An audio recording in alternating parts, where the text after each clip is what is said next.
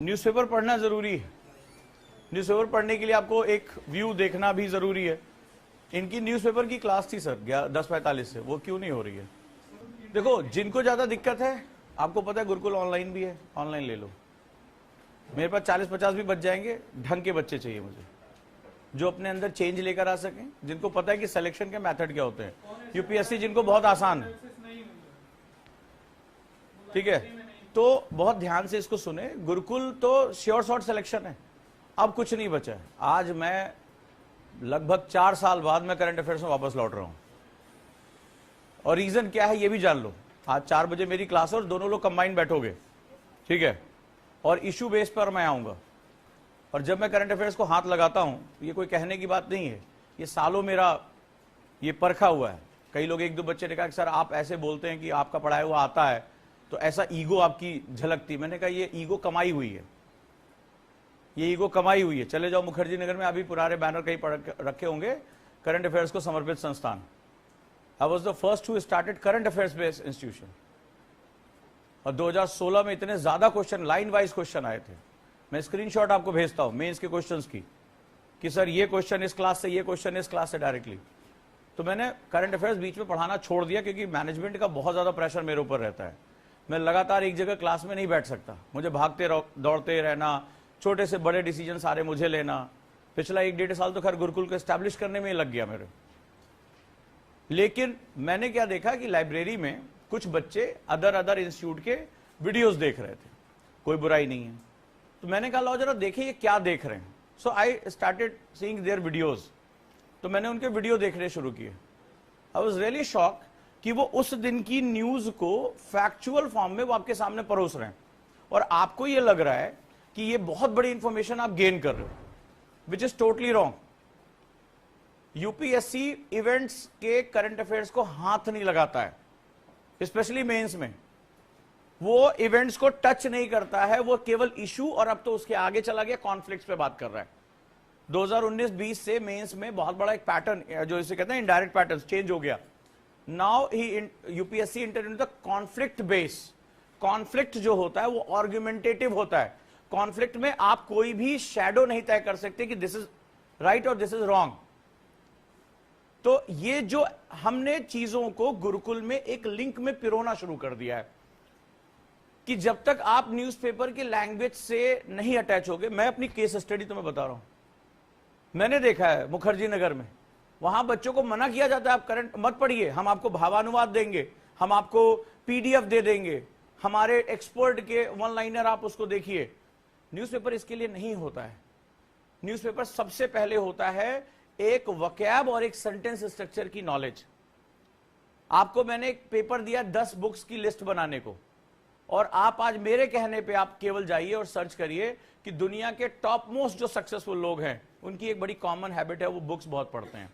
कभी अजीत डोभाल साहब के बारे में पढ़िएगा, एनएसए हमारे जो हैं, आप उनका एक इंटरव्यू है यूट्यूब पे, आप जाके सर्च करिएगा, उनके पीछे पूरी बुक लिस्ट है। वो कहते हैं, तो उनसे पूछा कि आप बीच बीच में गायब क्यों हो जाते हैं?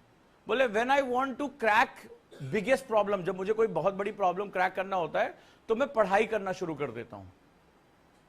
और इस एज में जो एनएसए हैं, आईपीएस रह चुके हैं, देश के सबसे प्रोमिनेंट प्रधानमंत्री उनसे पूछता है यार इस प्रॉब्लम का सॉल्यूशन कैसे निकाला जाए, वो व्यक्ति कहता है कि मैं कुछ समय के लिए डीप स्टडी में चला जाता हूं, और वहां से मुझे इंसाइट्स मिलती है, और फिर मैं उस प्रॉब्लम पे अपना काम करना शुरू कर देता हूं। I started working on that particular problem. तो तुम एनएसए से भी बड़े हो क्या? तुम इंडिया के जेम्स बॉन्ड से भी बड़े हो क्या? So book reading, newspaper reading is very important thing. Reason क्या होता है? मार्केट ने एक बहुत गंदा काम किया है।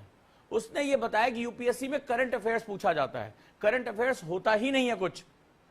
तो आप धीरे धीरे एक माइंडसेट बना लेते हैं कि current affairs like a subject, जैसे हिस्ट्री, पॉलिटी, ज्योग्राफी, ऐसे करंट अफेयर्स भी एक सब्जेक्ट है। करंट अफेयर्स कोई सब्जेक्ट नहीं, पहली बात ये ध्यान रखो।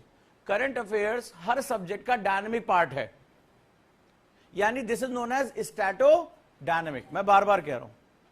इसके बाद न्यूज़पेपर से आपको जो सबसे बड़ा फायदा होता है, आपको सेंटेंस स्ट्रक्चर्स पता चलते हैं, नए नए शब्दावलियों के बारे में पता चलता है। ये हमारा दिमाग अपने आप अडॉप्ट करता है। आज आपको कुछ बोल रहा है, मैंने कहा बेटा आपका नाम क्या है, बताओ अपना परिचय दो, अपना आपका नाम क्या है। आप ऐसे बोलोगे सर मेरा नाम सादिका है, ये बोलोगे what's your name? My name is Hemlata. अब आपको क्या इसके लिए लिखकर पढ़ने की जरूरत है? आपने सालों से प्रैक्टिस की, आपके दिमाग में ये बात बैठी हुई। What's your father name? बता दिया आपने मुझे, लेकिन जब आप बहुत छोटे थे तब आपके लिए ये सेंटेंस स्ट्रक्चर बहुत टफ था। सो न्यूज़पेपर इसलिए पढ़ा जाता है कि आपको खबरों का डेवलपमेंट पता रहे। आपको कई, एक बच्चे ने कल मुझसे ऑनलाइन पूछा कि sir please let me know how to memorize all information in UPSC. कल ये उसका मेरे सामने क्वेश्चन था कि वो कह रहा है कि कैसे सारी इंफॉर्मेशन को मेमोराइज कर लें। तो मैं समझ गया कि इसका तो भाई अंधकार भविष्य इसका बहुत गड़बड़ है। कारण क्या है? You can't memorize information. अभी आप क्वेश्चन देखेंगे, अभी आप मैं जो कराने जा रहा हूं, द बेस्ट पार्ट यूपीएससी को समझने के लिए सबसे बेस्ट पार्ट होता है उसका क्वेश्चन, कि क्वेश्चन कैसे पूछे जा रहे हैं। सो न्यूज़पेपर का पहला जो सबसे इंपॉर्टेंट सेगमेंट होता है वो होता है कि जो इंफॉर्मेशन न्यूज फ्लो हो रही है वो कैसे हो रही। जैसे फॉर एग्जांपल कि हमारे प्रधानमंत्री और prime minister went to Russia, गए, वहां मुलाकात हुई, बहुत दोस्ती वाली मुलाकात हुई, एक घटना शुरू होती है, that's starting of events, and event create issues. तो उधर अमेरिका जब जाने वाले थे तो अमेरिका ने कहा नहीं, this is not a right time, this is not good, वो सैंक्शन लगा देंगे, रशिया के साथ दोस्ती आप करेंगे। भारत उसके बाद भी गया, ओके। तो एक घटना हो गई, ये आज से परसों की घटना, आपने पढ़ लिया, ये ऐसा हो रहा, दोस्ताना घर पे बुलाया, पर्सनल इनवाइट किया, और वो वीडियो भी बड़ी वायरल हो रही जहां पे उन्होंने इस तरह से बात किया। फिर अचानक से घटनाएं मुड़ती हैं और जेलेंस्की का एक स्टेटमेंट आता है आज कि वो कहते हैं कि Putin which is a war criminal, खूनी उसको बोलते हैं, मर्डरर, क्योंकि जिस दिन प्रधानमंत्री पहुंचे वहां कीव के अस्पताल पे एक बम गिरा, बच्चों का कैंसर का अस्पताल, तो 33 से ज्यादा बच्चे मर गए। अब जो नाटो है, वहां एक और एंगल है, NATO, North Atlantic Treaty Organization, वो जेलेंस्की को बहुत लंबे समय से एक लॉलीपॉप दे रहा है कि हम तुम्हें नाटो में शामिल कर लेंगे। नाटो को लेकर दुनिया में अलग अलग पर्सपेक्टिव है। कुछ इसे दुनिया का सबसे बड़ा आतंकवादी संगठन कहते हैं, यही है नाटो के बारे में, और कुछ लोग इसे कहते हैं कि यूरोपियन सुप्रीमेसी को बचाए रखने के लिए जो है बहुत बड़ा मिलिट्री ऑर्गेनाइजेशन है। तो अलग अलग पर्सपेक्टिव है। अब देखो यहां से कहानी कैसे बदल रही है। तो अगले दिन क्या होता है, जेलेंस्की कहते हैं कि दुनिया का सबसे बड़ा डेमोक्रेसी का हेड यानी कि प्रधानमंत्री मोदी, वो एक खूनी से मिलने जाते हैं, दुनिया के सबसे बड़े मास मर्डरर से मिलने जाते हैं। ये स्टेटमेंट है, आप जाके चेक कर सकते हैं इसको न्यूज़पेपर पे।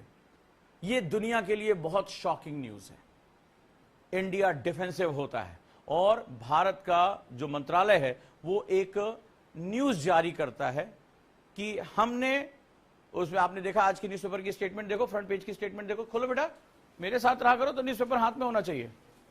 क्या लिखा हुआ है? मासूमों की मौत निंदनीय, दर्दनाक लिखा हुआ। ये स्टेटमेंट दिया जा रहा है, ये देखो कि मासूमों की मौत दर्दनाक, बम गोली से नहीं आएगी शांति। यानी ये उसी देश में जाकर उस देश से कह रहे हैं कि युद्ध, ये नहीं कह रहे तुमने गलत किया, बोला कि युद्ध में मासूमों की मौत नहीं होनी चाहिए।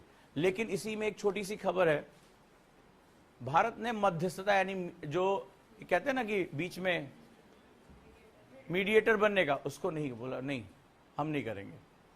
तो अब आप देखिए वर्ल्ड पॉलिटिक्स कितनी कॉम्प्लेक्स होती चली जा रही है। इसमें एक न्यूज और आई है कि यूनाइटेड नेशंस में यूक्रेन के सपोर्ट में भारत ने वोटिंग की, रशिया में जा रहे मिलने के लिए। यूक्रेन क्या कह रहा है? कह रहा है भारत ने गलत किया, वो पुतिन को मास मर्डर कर रहे हैं। अमेरिका कह रहा है कि हम भारत के ऊपर सैंक्शन लगाएंगे, ये भारत की दोस्ती के खिलाफ है। फिर भी भारत जो है वहां पर पहुंच गया। सो ये कितने कॉम्प्लेक्स इशू एक साथ क्रिएट हो रहे हैं। ये कॉम्प्लेक्सिटी किसी इंफॉर्मेशन बेस यानी 4 लाइनर या 5 लाइनर से समझ में नहीं आएगा। You have to be in constant touch with this news कि अमेरिका का पर्सपेक्टिव क्या है, नाटो का गेम क्या है, नाटो क्यों ईस्टर्न यूरोप में एंटर करना चाहता है, रशिया को टारगेट क्यों कर रहा है, रशिया इतना एग्रेसिव क्यों हो रहा है, क्या इसके पीछे कोई गेम ऑयल और नेचुरल गैस का तो नहीं है, क्या ऐसा तो नहीं है कि अमेरिका सऊदी अरब के तेल को अपना वेपन बनाता चला आया है 1990s के गल्फ वॉर खाड़ी युद्ध से, तो क्या अब ऐसा तो नहीं है कि रशिया जिसके पास एबेंडेंट नेचुरल गैस है, वो एक नए मार्केट की तलाश में इस वॉर को आगे लेकर जा रहा है? वो अपनी जियोपॉलिटिक्स सिचुएशन, जिसमें वो दो सबसे बड़े बायर, कौन है दो सबसे बड़े buyer? India and China. We are the most growing country in the world, और जब कोई कंट्री आगे बढ़ती है तो उसका पर कैपिटा एनर्जी कंजप्शन बढ़ जाता है, और ये दोनों जियोपॉलिटिक्स सिचुएशन पे हैं।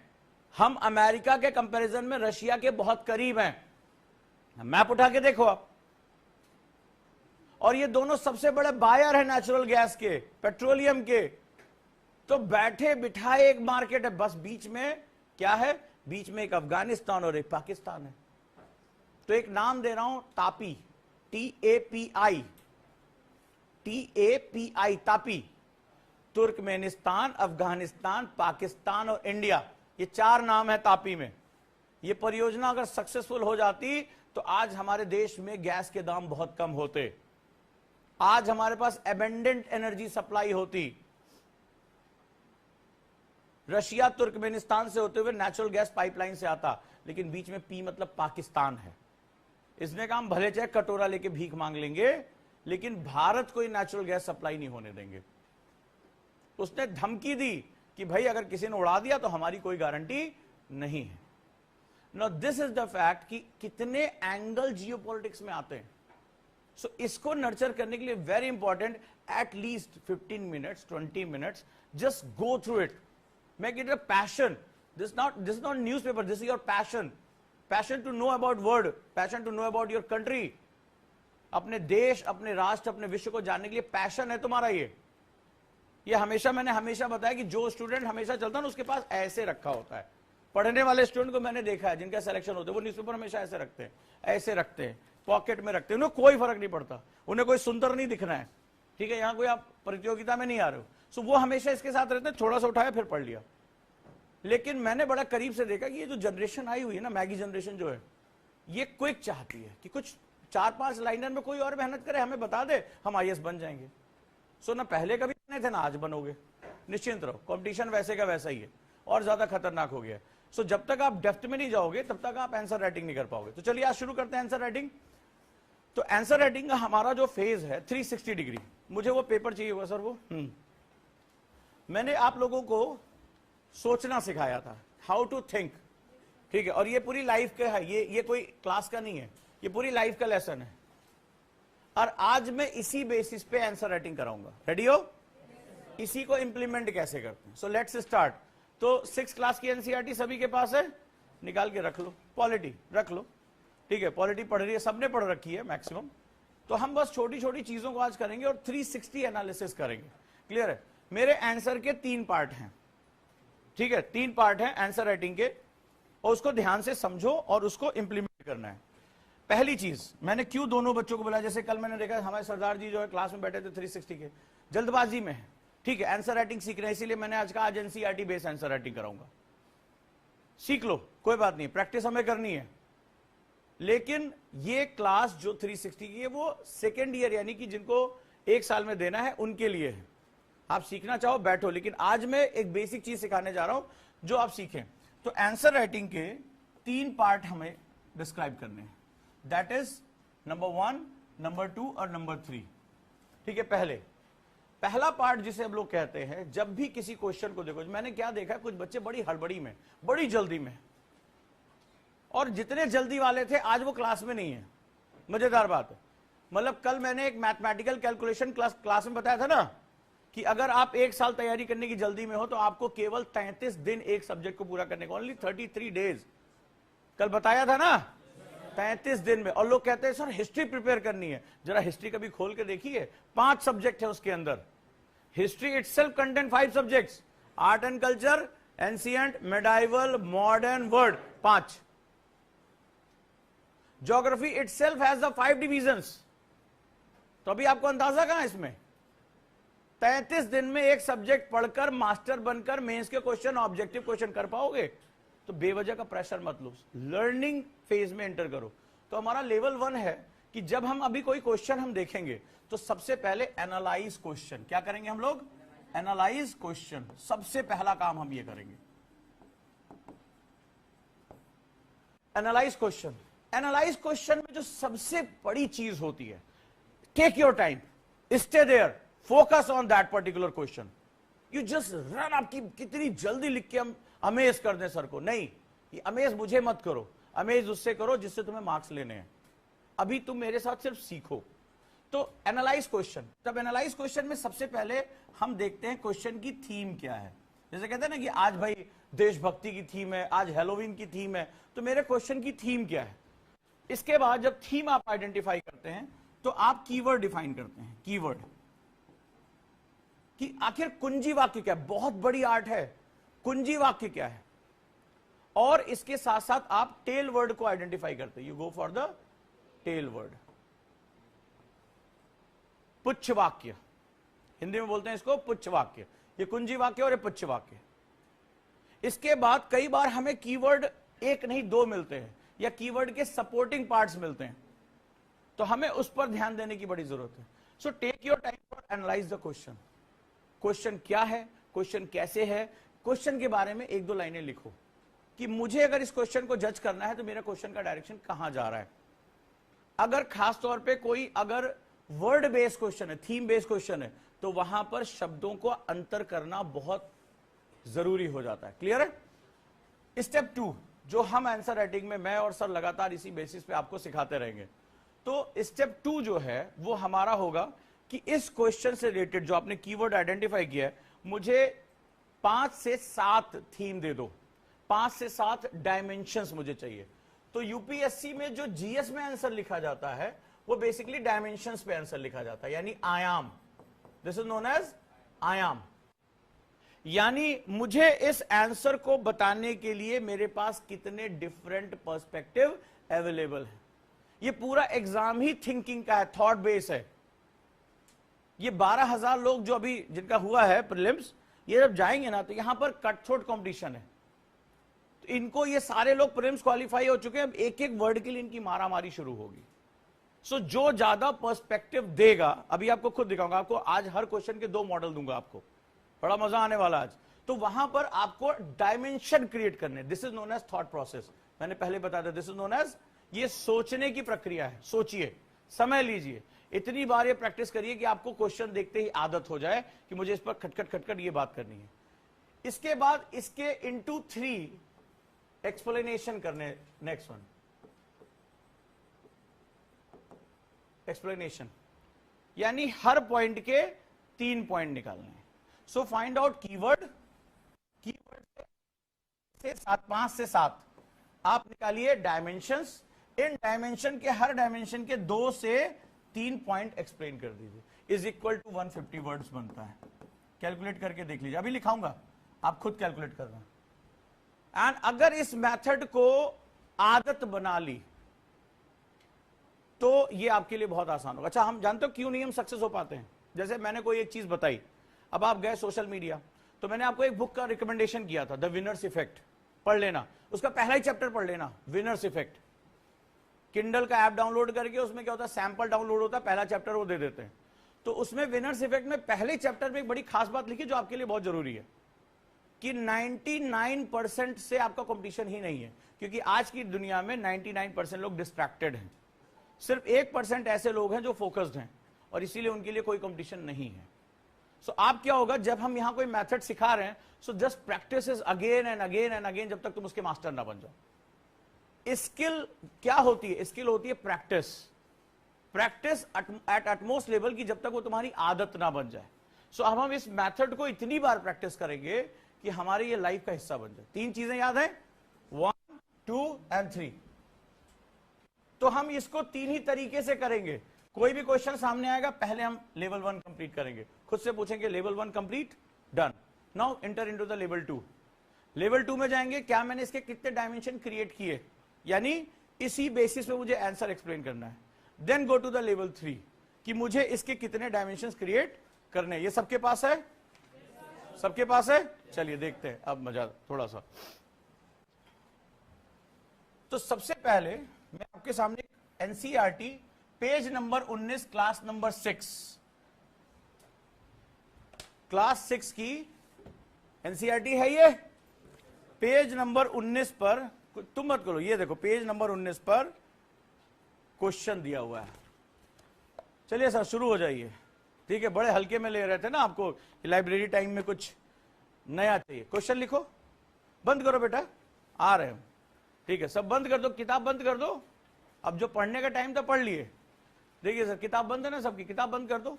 लिखो, what is the difference between discrimination, ये मैंने जब क्लास लिया था तब भी पढ़ाया था, एंड स्टीरियोटाइप्स। लिखो,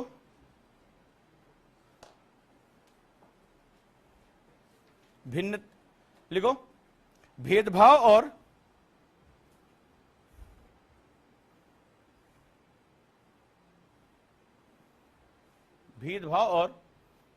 रूढ़िवादिता में क्या अंतर होता है। स्टीरियोटाइप में क्या या क्या क्या अंतर होते हैं। क्वेश्चन आपके सामने है। पहला स्टेप क्या सिखाया, एनालाइज क्वेश्चन। पहले थीम क्या है, थीम है डिफरेंस। मैं बताता जाता हूं, यानी मुझे दोनों के बीच में अंतर पैदा करना है। I write in the form of differences, that mean difference का मतलब होता है कंपैरेटिव स्टडी, गोरा काला। ठीक है, तो आप ब्लैक व्हाइट, तो हमें डिफरेंसेस क्रिएट करने हैं। So my first thing is कि मुझे क्वेश्चन देखते लिखो इसको, write down, make it an habit. Answer writing ऐसे थोड़े ना 20 क्वेश्चन का जवाब दे देंगे वही फंस जाएगा। यही क्वेश्चन अभी तुम्हें मेंस में दिखाऊंगा आया हुआ कैसे, लेकिन अलग तरीके से आया हुआ है। तो क्वेश्चन के अंदर से क्वेश्चन वो निकाल लेते हैं। So difference is my first theme, कि अंतर मुझे करना है, यानी कि मुझे कंपैरेटिव स्टडी करनी है। नंबर 2, दो शब्द इसमें आ गए, दो वर्ड आ गए। अब ये दोनों थीम बेस्ड वर्ड है, यही कीवर्ड है। तो यहां दो कीवर्ड है, क्या क्या, एक है डिस्क्रिमिनेशन, ठीक है, भेदभाव करना, और एक स्टीरियोटाइप। ठीक है, इसको हिंदी में भी स्टीरियोटाइप लिख लो, क्योंकि इसकी सही हिंदी बताना बड़ा मुश्किल। स्टीरियोटाइप ऐसा होता है कि मतलब हम एक फ्रेम में होते हैं, इसका सही मतलब होता है, कई बार कुछ शब्दों की हिंदी निकालना बड़ा मुश्किल होता है। हम एक फ्रेम में होते हैं, जैसे किसी ने कहा हमारी छोरियां ना पढ़ेंगी, छोरियों का काम बर्तन धोना है, घर के काम करना है, तो आई एम स्टीरियोटाइप। लड़की होम साइंस अगर पढ़ने भी जाएगी तो होम साइंस केवल पढ़ेगी, ये साइंस वाइंस पढ़ के पर निकल आएंगे, ऐसा होता है हमारे समाज में, बोला जाता है। तो स्टीरियोटाइप की अगर पढ़ेगी भी तो होम साइंस पढ़ेगी। शादी करने के लिए लड़का बीए मांग रहा, आजकल आता है मैट्रिमोनियल पढ़ा करिए, ये नहीं कि आप अपने लिए ढूंढ रहे हैं, समाज के बारे में आपको पता चलता है।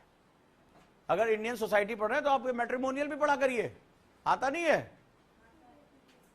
सुयोग्य कन्या चाहिए, पढ़ी लिखी, गोरी, बीए पास, घरेलू, पढ़ा ना, गोरी भी होनी चाहिए। यानी हम इस उष्ण कटिबंधीय ट्रॉपिकल कंट्री में हम गोरी नस्ल, जहां पर सूर्य की किरणें ज्यादा से ज्यादा समय तक सीधी पड़ती हैं और हमारी त्वचा मेलानिन सिक्रीट करती है, ज्योग्राफी में हम ये सीखेंगे, वहां हम गोरी लड़की डिमांड कर रहे हैं। गोरा और काला रेस का कॉन्सेप्ट है, एथनिसिटी में ये हमारा कॉन्सेप्ट ही नहीं है। बीए पास क्या है आगे, घरेलू कार्य में दक्ष लड़की चाहिए, यानी वो पढ़ी लिखी हो ताकि समाज में उसको शोपीस के रूप में दिखा सके, हमारी बहू पढ़ी लिखी है, लेकिन वो घूंघट करके घर के काम ही करेगी। पढ़ा करो, मानसिकता समाज की क्या है। So first thing is discrimination and second is stereotype. जैसे मैंने ही अपने एक आसपास रिश्तेदार में देखा, तो हमारे एक रिलेटिव की वाइफ आई, बहुत पढ़ी, उससे पहले वो टीचर थी, बड़ी अच्छी हिंदी की टीचर थी। वो आई तो वहां पर हो गया कि नहीं भाई, हमारे यहां औरत के कमाया हुआ नहीं खाते हैं, घर की हालत ठीक नहीं है, लेकिन अब वो दहलीज के बाहर नौकरी करने नहीं जा सकती, क्योंकि खानदान की परंपरा, समाज में मुंह दिखाना और सो कॉल्ड ढेर सारा टैबूज क्रिएट किए। This is known as stereotype. So अब तुम इसके लेवल 1 कंप्लीट हो गया। सो मेरे दो कीवर्ड क्या हैं, डिस्क्रिमिनेशन। अब जब कीवर्ड हमें मिल जाते हैं तो हम थॉट प्रोसेस डेवलप करते हैं। तो सबसे पहले जब हमें एब्सोल्यूट, इसको बोलते हैं एब्सोल्यूट कीवर्ड। एब्सोल्यूट मतलब दिस इज डिफिनीशन बेस। यहां पर आपके लिखा हुआ है ना, देखो ये देखो, इसको सामने रखो, इतना शानदार हथियार दिया हुआ है। इसमें अगर आप जाओगे तो एक जगह लिखा है परिभाषा या डिफिनीशन, लिखा है, मिल गया, परिभाषा या डिफिनीशन। यानी किसी भी चीज की जब एब्सोल्यूट डिफिनीशन होती है so discrimination and stereotype you have to define. हो जाएगा? तो हमें इसको डिफाइन करना होगा। अरे हम आ ही रहे आप पे, ठीक है, जल्दी लिख डालिए। अब आइए लेवल 2 पे, चलिए शुरू करिए। लेवल 2 पे क्या है हमारा? थॉट प्रोसेस डेवलप करना है। 360 डिग्री की क्लास है, तो पूरा मैंने देखो 360 डिग्री आया हूं, और आज मैं ये जो आपको हाउ टू थिंक इसी के साथ जोड़ दूंगा, इससे मैच करते जाना कि मैंने आंसर इसी मेथड पे रखा है। फिर स्टेप 3 पे हम जाएंगे। चलो स्टेप 2 पूरा करो, जल्दी से बताओ इसमें कितने तुम थॉट प्रोसेस रख सकते हो। चलो शुरू हो जाओ। ये देखो यहां पर है, ये है 6 क्लास की एनसीईआरटी, पेज नंबर 19 पे क्वेश्चन दिया हुआ है तुम्हारे सामने प्रत्यक्ष। तो जिन लोगों ने एनसीईआरटी पॉलिटी पढ़ रखी है वो पिटने के लिए तैयार हो जाएं। चलिए 2 मिनट का टाइम है। सरदार जी पढ़े हो ना? लिख डालो सटासट। स्टेप 2 क्या बताया है? हाँ, dimension and thought process. Dimensions definition तो उसके अंदर आ जाएगा।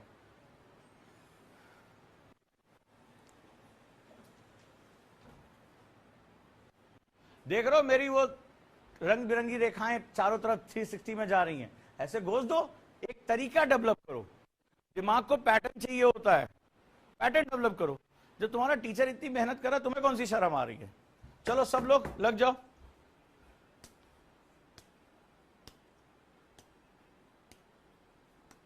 और एनसीईआरटी पेज नंबर 19 पे क्वेश्चन दिया हुआ है 6th क्लास में। पेज नंबर के हिसाब से बताऊंगा। NCERTs are very important.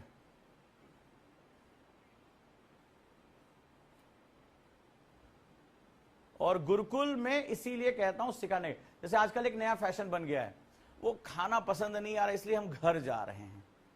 तुम घर नहीं जा रहे हो, तुम अपने किस्मत और अपने करियर दोनों से दूर जा रहे हो।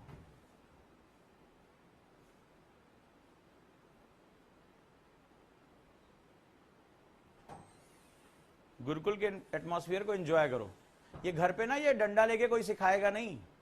तुम चाहे लिखो चाहे उसमें गोबर करो, कोई फर्क नहीं पड़ता किसी को। यहां तो आज हम खड़े हैं, देखो 2-2 फैकल्टीज खड़ी हैं क्लास में, आपकी कॉपियां चेक हो रही हैं, आपको बार बार रिवाइज कराया जा रहा है। यही गुरुकुल है। इसके बाद तो तुम चाहे पढ़ो चाहे ना पढ़ो, कौन देख रहा है तुम्हें?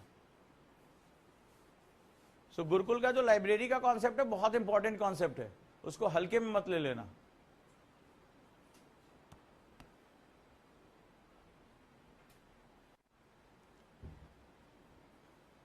चलिए सब लोग लिखिए।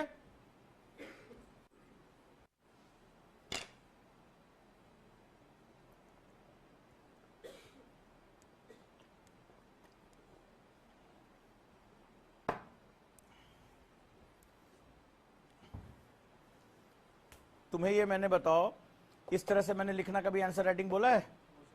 किस तरह से मैंने बोला है? 360 डिग्री मैंने बोला ना, थॉट प्रोसेस डेवलप करो।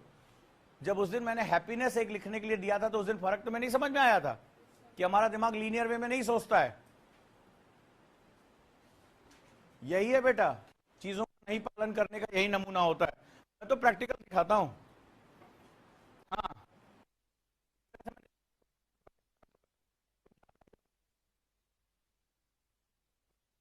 तुम्हें ज्यादा जो है मैंने लिखने के लिए बोला है।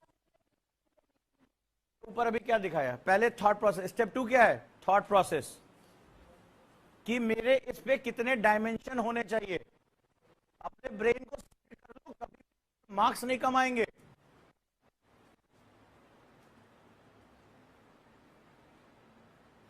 हाँ चाचा चौधरी, तुम्हारा इनकी कॉपी देखिए सर, कितने डायमेंशन लिखे।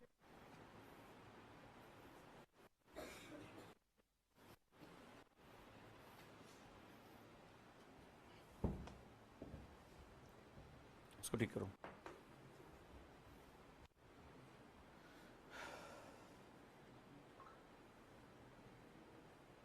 लिख लिए कितने?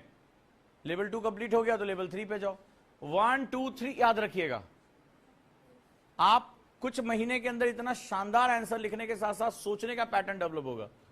बट हमारा दिमाग पैटर्न फॉलो करता है, तो follow the patterns.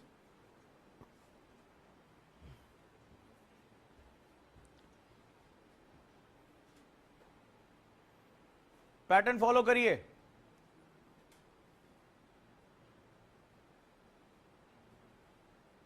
Keshav ji हो गया? देखो चलो अब हम क्या करेंगे, अब हम देखेंगे कि 360 मेथड में जो सोचने का मैंने तरीका क्या बताया था, हम किसी भी चीज का पहले डिवीजन करते हैं, फिर हम उसकी प्रॉपर्टीज, फिर हम उसका डेवलपमेंट, फिर structure, function, reason, process, evaluation, classification, हम लगातार ये सारी चीजें करते हैं। So let's start our journey कि हम लेवल 2 कंप्लीट कैसे करेंगे। लेवल 1 समझ में आया? क्वेश्चन देखते ही पहले उसको रुको, पहले उसको ब्रेक करो छोटे छोटे हिस्सों में। अगर ये आर्ट भी तुम सीख गए तो तुम्हें कोई भी क्वेश्चन टफ नहीं लगेगा। और ये आर्ट, जब कोई एक अच्छा गुरु होता है ना, तो जब आप कभी किसी ने सेल्फ डिफेंस या स्विमिंग सीखी है, जैसे मैं स्विमिंग में गया तो मेरी कुंडली में लिखा था मेरी डूबने से मौत हो सकती है, तो मैं गया स्विमिंग सीखने। तो क्या हुआ, मेरे गुरु जो है वो स्विमिंग सिखा रहे थे ऐसे, तो अचानक से थोड़ा जोश हुआ कि हम डीप एंड में, पहले सैलो एंड होता है 4 फीट वाला, तो उसमें सिखा रहे थे। तो क्या हुआ, उन्होंने, हमने भी दिखाया जो हाँ सब आ गया, हाथ पैर अच्छा मार रहे हैं, ब्रीदिंग व्रीदिंग हो रहा है, डीप एंड में उतार दिया। और उससे पहले क्या होता है कि जब कोई भी स्विमर होता है तो वो सबसे पहले उसको एक साइकिलिंग सिखाई जाती है, वाटर साइकिलिंग, कि अंदर जब आप डूबने लगो तो हाथ पैर मारो, तो आप डूबोगे नहीं, यहां तक पानी रहेगा, आप आराम से किनारे आ जाओगे। हमने कहा चलो कोई बात नहीं, इसकी बात भी जरूरत, अब तो स्विमिंग आ ही गई है। उतार दिया मुझे, उधर से कोई आ रहा था, टकराए हम, और फिर जब आदमी घबराता था एक दूसरे पकड़ के वो फिर पानी में चला जाता है, तो मौत एकदम सामने आ गई। फिर वो लाइफ गार्ड कूदा, उसने फिर बचाया, लेकिन ब्लैक एंड व्हाइट थोड़ी देर के लिए हो गया, मुझे लगा अब आज मेरा जाने का वक्त आ गया, खत्म हो गया, लाइफ दिख जाती है मौत से पहले की। तो फिर उसने मुझे दोबारा समझाया, और ऐसे ही मार्शल आर्ट में हुआ। तो सबसे पहले डिफेंस, मैं कहा कि सर जैसे नहीं जोश जोश में पिक्चर उच्चर देख के गए थे, सर मारेंगे गिरा देंगे सामने वाले को, होता है ये कॉलेज में जोश, तो हम भी जोश में थे। उसने बोला पहले डिफेंस, तो बड़े लंबे समय तक वो डिफेंस सिखाता रहा कि कैसे अगर सामने वाले की किक रोकनी है। So one of the most important part two learn defence. तो डिफेंस यहां क्या है, क्या है हमारा डिफेंस? Find out this. पहले क्वेश्चन को छोटे छोटे टुकड़ों में, क्यों ये सिखा रहा हूं, यूपीएससी में जब आप जाओगे, जो मेरा एक्सपीरियंस कहता है मेंस का, कि 25 क्वेश्चन में केवल 17 क्वेश्चन पे आपकी पकड़ होगी। या आप लिख लेना, आज लिख लो इसको, उस दिन याद करना जब मेंस देने जाओगे। केवल 17 क्वेश्चन ऐसे होंगे जिसके बारे में आपको पता होगा, ज्यादा या कम, केवल 17 क्वेश्चन ऐसे जो होंगे, ओनली 17। अब 8 क्वेश्चन का क्या करोगे? 8 क्वेश्चन ऐसे होंगे जिसको आपको अंदाजे से लिखना होगा। ये जब आप जाओगे तब आपको वहां पता चलेगा कि आपको इसके बारे में कुछ कुछ दिमाग लगाना होगा। अगर आपने 8 क्वेश्चन छोड़ दिए तो आपका तय है कि आपका लिस्ट में नाम नहीं आना है। आपको ये क्वेश्चन अटेम्प्ट करने हैं और लॉजिकली अटेम्प्ट करने हैं। तो वहां पर ये जो मैंने अभी आपको बताया ना, छोटे छोटे टुकड़ों में तोड़ देना, वहां पर आप क्वेश्चन को तोड़कर आप उसके बारे में बेसिक जानकारी ले लोगे और एटलीस्ट उसका फ्लो चार्ट बनाकर अपने लिए 2 नंबर 3 नंबर अरेंज कर लोगे। तो ये 2 और 3 नंबर अभी क्या होते हैं, जब अभी रिजल्ट आएगा ना तब जरा लिस्ट में देखना, फाइनल लिस्ट देखना, पिछले साल की निकालो और 2 और 3 नंबर का अंतर समझ लेना क्या होता है। सो ये मैं तुम्हें बता रहा हूं कि वो जो 7-8 क्वेश्चन तुम्हें एग्जाम में मैनेज करने होंगे, वो कैसे मैनेज किए जाते हैं। और the best part is break the question into the parts. ठीक है, उसके बारे में लिखने के लिए तो वहां पर 2 नंबर लिखने का माल मसाला रहेगा। अब आ जाइए, अब हमने क्या किया, सबसे पहले स्टार्ट करें। So I break just, this is my part 2। तो जब हम किसी क्वेश्चन को जब देखते हैं तो मैंने क्वेश्चन को ही रख दिया। जब भी किसी क्वेश्चन को देखें, लिखते जाएं, तो क्वेश्चन के बारे में आपका इंट्रोडक्शन या परिचय होना चाहिए। मैं हिंदी में बताता जा रहा हूं, इंट्रोडक्शन या परिचय होना चाहिए। चलिए, तो सबसे पहली चीज क्या होती है आपके दिमाग में, ये जो पार्ट मैं आपको बता रहा हूं ये लिखना नहीं है, ये आपको सोचना है। This is our thinking part. कि सबसे पहले आपके दिमाग में जब आप क्वेश्चन का कीवर्ड एनालाइज करते हैं, अभी एक टाइम लगेगा लेकिन धीरे धीरे बहुत फास्ट हो जाएगा, तो सबसे पहले आप ये सोचेंगे where I saw discrimination and stereotype.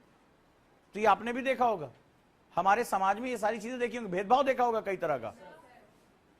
आपने जातिगत भेदभाव सुना होगा, लैंगिक आधार पर भेदभाव आपने देखा। फिल्म इंडस्ट्री में एक बहुत बड़ी एक्टर का आया कि भाई जो मेल एक्टर है उनको ज्यादा मिलता है और फीमेल एक्टर्स को कम मिलता है। और एक उम्र होने के बाद एक बूढ़ा आदमी भी एक्टर बन रहा है, लेकिन जैसे ही उम्र हो जाती है उसको भाभी या जो है वो कैरेक्टर रोल देने शुरू कर देते हैं, मां का रोल दे दिया उसको। होता है कि नहीं होता है? सो डिस्क्रिमिनेशन एंड स्टीरियोटाइप, तो इसमें दोनों चीजें हैं, डिस्क्रिमिनेशन भी हो रहा है, स्टीरियोटाइप है कि भाई महिला 40 की ऊपर की हो गई, अब वो सुंदर नहीं लगेगी, इस तरह के कैरेक्टर, उसका काम है नाचना गाना, ठीक है, डांस करना, और इसलिए इसको जो है वो कैरेक्टर दे दो। तो ये हमारे समाज से निकल कर आ रहा है। तो जैसे ही आप ये कीवर्ड देखेंगे, अब कीवर्ड के आगे का एडवांस क्या होगा, यू स्टार्ट एनालाइजिंग, ओवरव्यू लेना कि मैंने कहां कहां जो है वो डिस्क्रिमिनेशन देखा और कहां कहां स्टीरियोटाइप देखा है। ये आपके घर में भी हुआ होगा, लड़का 7-8 बजे तक 9 बजे तक बाहर है, टेंशन नहीं होता है, लड़की देखो अभी जैसे ही अंधेरा होने लगे लड़की बाहर है, क्या होता है, आदत हो जाती, बेटा कहां हो, कब तक आओगे, होता है कि नहीं होता है, फोन तो करके पूछते ही हैं, घर पहुंचे कि नहीं पहुंचे, हॉस्टल पहुंचे या नहीं पहुंचे। नेक्स्ट है importance of the understanding the differences. दूसरा, इसमें जो सबसे इंपॉर्टेंट हमारा जो सेगमेंट था वो क्या था, we want to differentiate between, क्या ये दोनों सेम है या दोनों में अंतर है। यानी मुझे मेरा जो सेगमेंट था, मेरा थीम क्या था, डिफरेंस, मुझे क्या करना है, कंपैरेटिव स्टडी यानी तुलनात्मक अध्ययन करना है। तो चलिए भाई देखते हैं, ये दो चीजें इस क्वेश्चन को देखते ही आपके दिमाग में आ जानी चाहिए कि मुझे एक दूसरे के साथ समझाना नहीं, एक दूसरे के साथ उसका कंपैरिजन करना है। डन है। अब चलिए हम, अब इस क्वेश्चन की क्या खास बात है, ये क्वेश्चन डिफिनीशन बेस्ड है क्योंकि ये वर्ड ओरिएंटेड है, दिस इज वर्ड ओरिएंटेड। तो वर्ड ओरिएंटेड में अगर आप डिफिनीशन नहीं लिखते हैं तो आंसर की कोई वैल्यू नहीं है। और डिफिनीशन जहां लिखना पड़ता है ये छोटे होते हैं लेकिन बहुत घातक होते हैं, क्योंकि डिफिनीशन एक्यूरेट होता है। डिफिनीशन आप अपने हिसाब से नहीं बना सकते, नीचे लिख दें अपना नाम, नहीं। तो जब आप एनसीईआरटी में जाते हैं, इसलिए एनसीईआरटी इंपॉर्टेंट है, तो जब आप एनसीईआरटी में जा रहे हैं, पेज नंबर 17,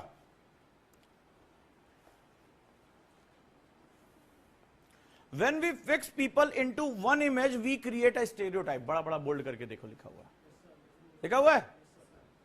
तो when we fix people into one image यानी कैटेगरी, तो वो क्या होता है, स्टीरियोटाइप हो जाता है।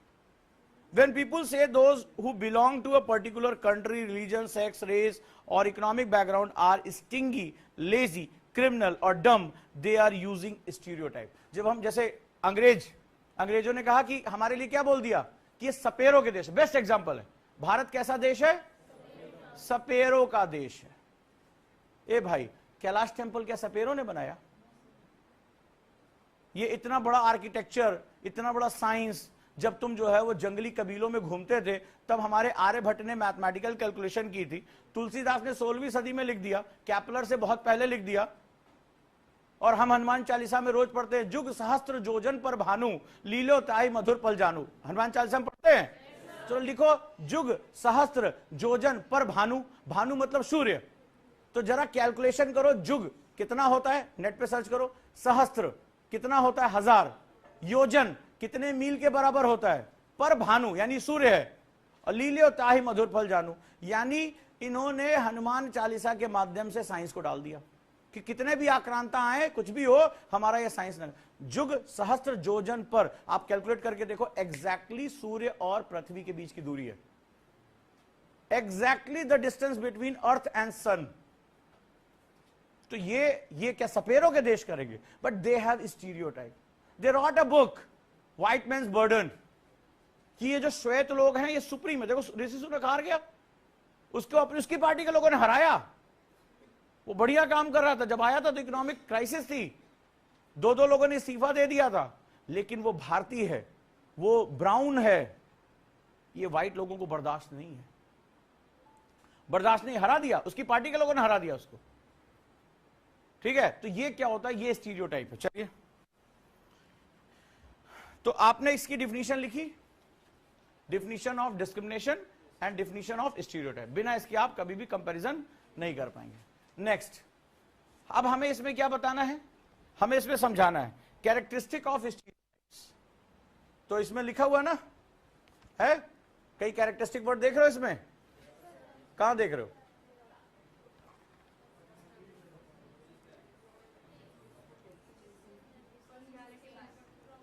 प्रॉपर्टीज और कैरेक्टरिस्टिक है।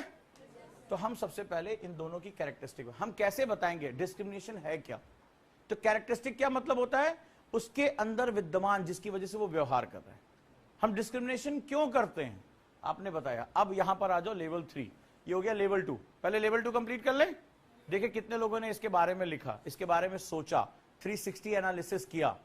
चलिए अगला है, क्या आपने characteristic of discrimination, characteristic of stereotype लिखा? हाँ या ना? किसके किसके लेवल 2 में ये बातें लिखी हैं?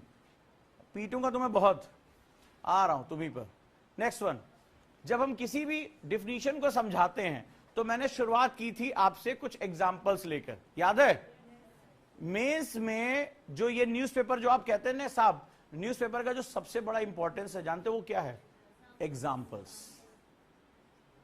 Examples are the best source, ये न्यूज़पेपर इसका बेस्ट सोर्स है। एग्जांपल के बिना कभी भी आपको मार्क्स नहीं देगा। 12,000 लोग मेंस लिखेंगे, उसमें से 3,000 लोग बुलाए जाएंगे इंटरव्यू के लिए, तो वो कौन 9,000 होंगे जो छांट दिए जाएंगे? उनकी जिनकी आंसर राइटिंग में स्किल नहीं होगी।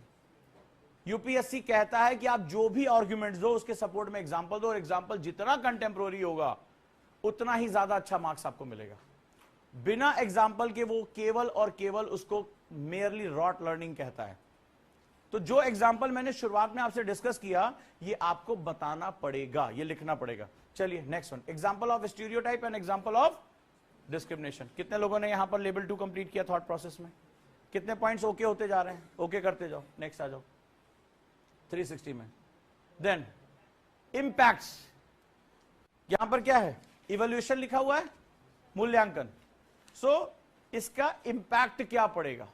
सो लेट्स स्टार्ट इंपैक्ट। तो भाई स्टीरियोटाइप अगर है तो इसका इंपैक्ट क्या क्या पड़ेगा, ये आपने रखा, रखते जाइए। इंपैक्ट ऑफ डिस्क्रिमिनेशन कितने लोगों ने रखा है? प्रभाव लिखो, स्टीरियोटाइप का प्रभाव और भेदभाव का प्रभाव। अगर कोई चीज हो रही है तो उसका प्रभाव भी तो पैदा होगा, तो जरा बताओ मेरे को। फिर अगर मुझे यही क्वेश्चन, मैंने एक पॉइंट ये एक्स्ट्रा रखा है, अगर यही क्वेश्चन यूपीएससी वाले खेल जाएंगे, क्योंकि ये एनसीईआरटी में डायरेक्ट दिया है, तो वो तुमसे इसके बारे में नहीं। अभी क्वेश्चन क्या था? Difference between. अब अगर इसी क्वेश्चन को यूपीएससी अगर पूछेगा तो क्या कहेगा? Relationship between stereotype and discrimination. या ये पूछ सकता है कि how stereotype nature will prevail discrimination. या ये क्वेश्चन पूछ सकता है कि डिस्क्रिमिनेशन की शुरुआत स्टीरियोटाइप बिहेवियर से होती है, सिद्ध करें, प्रमाणित करें, तर्क दें। तो इसीलिए मैंने ये पॉइंट भी रखा है कि इस क्वेश्चन को दूसरे तरीके से भी पूछा जा सकता है। वो भिन्नता नहीं पूछकर वो कहेगा दोनों एक दूसरे के समानांतर है, दोनों एक दूसरे को बढ़ावा देने वाले हैं। सो यूपीएससी इसी तरह से लॉजिकल थिंकिंग करता है। Next one, strategies to combat. अगर हम इस पे पूछ ले कि समाज में स्टीरियोटाइप और भेदभाव से लड़ने के लिए रणनीति क्या होगी, ये क्वेश्चन बनाया जा सकता है। इसी से ही क्वेश्चन निकलेगा। 360 एनालिसिस सही है, लिखो, पॉइंट सारे लिखते जा रहे हो। Strategies to combat stereotype and discrimination. Stereotype, रूढ़िवादिता और भेदभाव से लड़ने की रणनीति क्या होनी चाहिए, लड़ने की रणनीति क्या होनी चाहिए, और आंसर को क्या करोगे? कंक्लूड करोगे, आंसर को कंक्लूड करोगे। उपसंहार,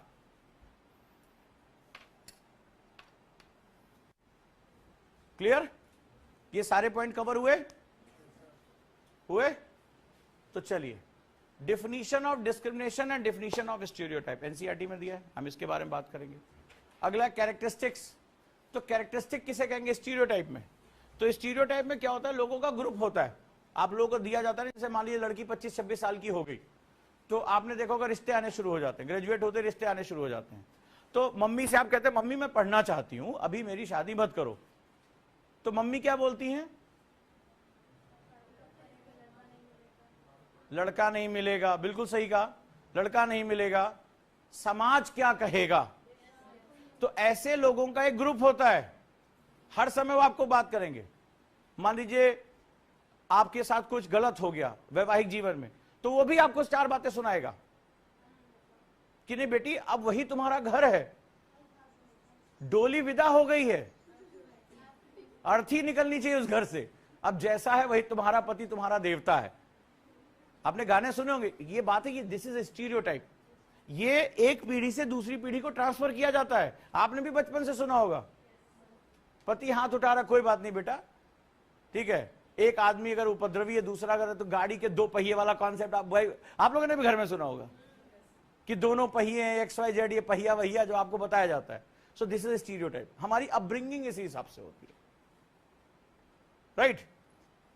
और ये हर जगह होता है, सिर्फ समाज में नहीं. जैसे आप मध्य वर्ग है, आप देखिए जरा ध्यान से, उसका सबसे बड़ा सपना होता है 2 BHK या 3 BHK का फ्लैट, अपना मकान होना चाहिए.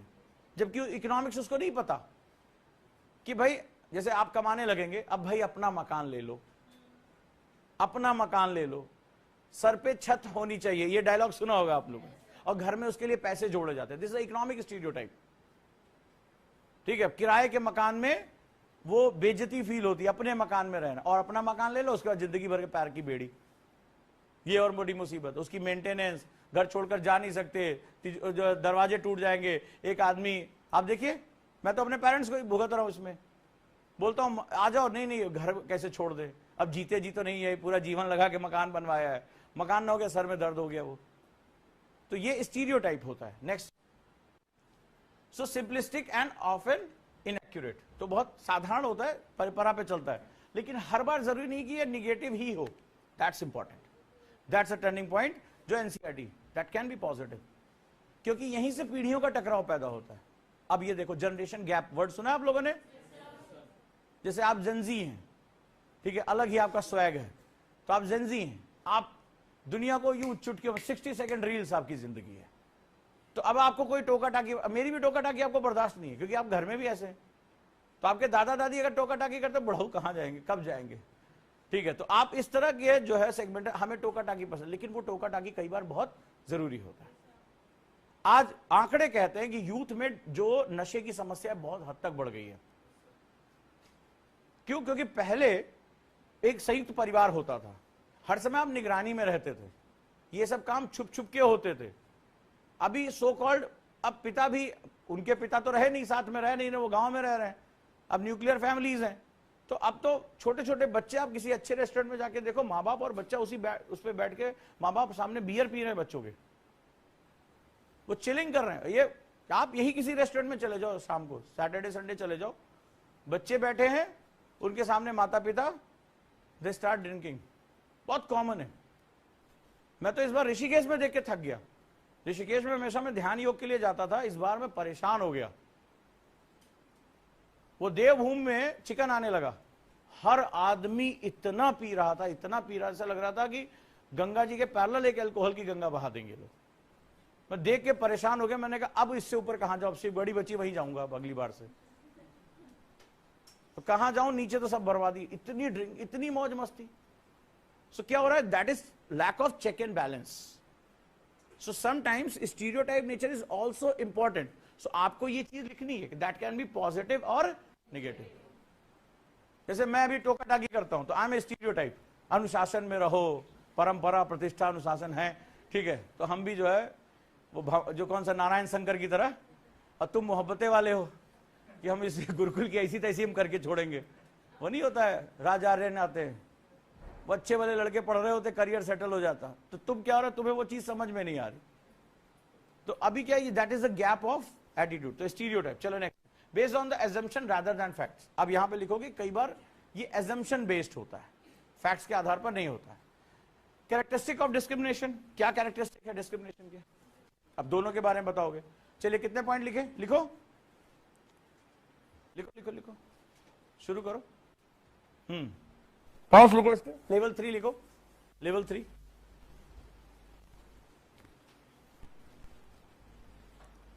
जो आपने लेवल 2 लिखा उसको एक्सप्लेन करो 3-3 पॉइंट में, 2-2 पॉइंट में, ठीक है, उसको एक्सप्लेन कर दो. चलो,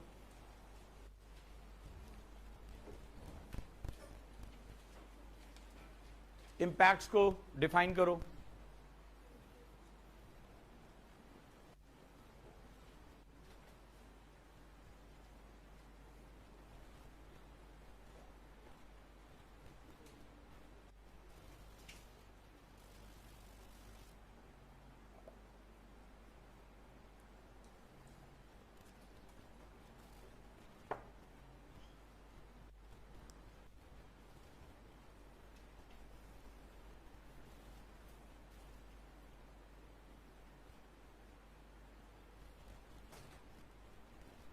क्या डिस्क्रिमिनेशन हमेशा निगेटिव होगा? सरदार जी, हमें देखो वो बच्ची कह रही है कि हाँ सर निगेटिव होगा। क्यों? डिस्क्रिमिनेशन हमेशा निगेटिव होगा? डिस्क्रिमिनेशन हमेशा निगेटिव होगा? स्टीरियोटाइप निगेटिव होता है। मैं तुम्हें पढ़ने के लिए कह रहा हूं क्योंकि मैं गुरुकुल परंपरा में पढ़ा हूं, तो मैं स्टीरियोटाइप हुआ ना, तो मैं बुरा हूं? हमें समझ गया तुम लोगों का, तुम लोग कंधा उठा दोगे। चलो भाई, डिस्क्रिमिनेशन हमेशा निगेटिव, पॉजिटिव भी हो सकते हैं। भेदभाव,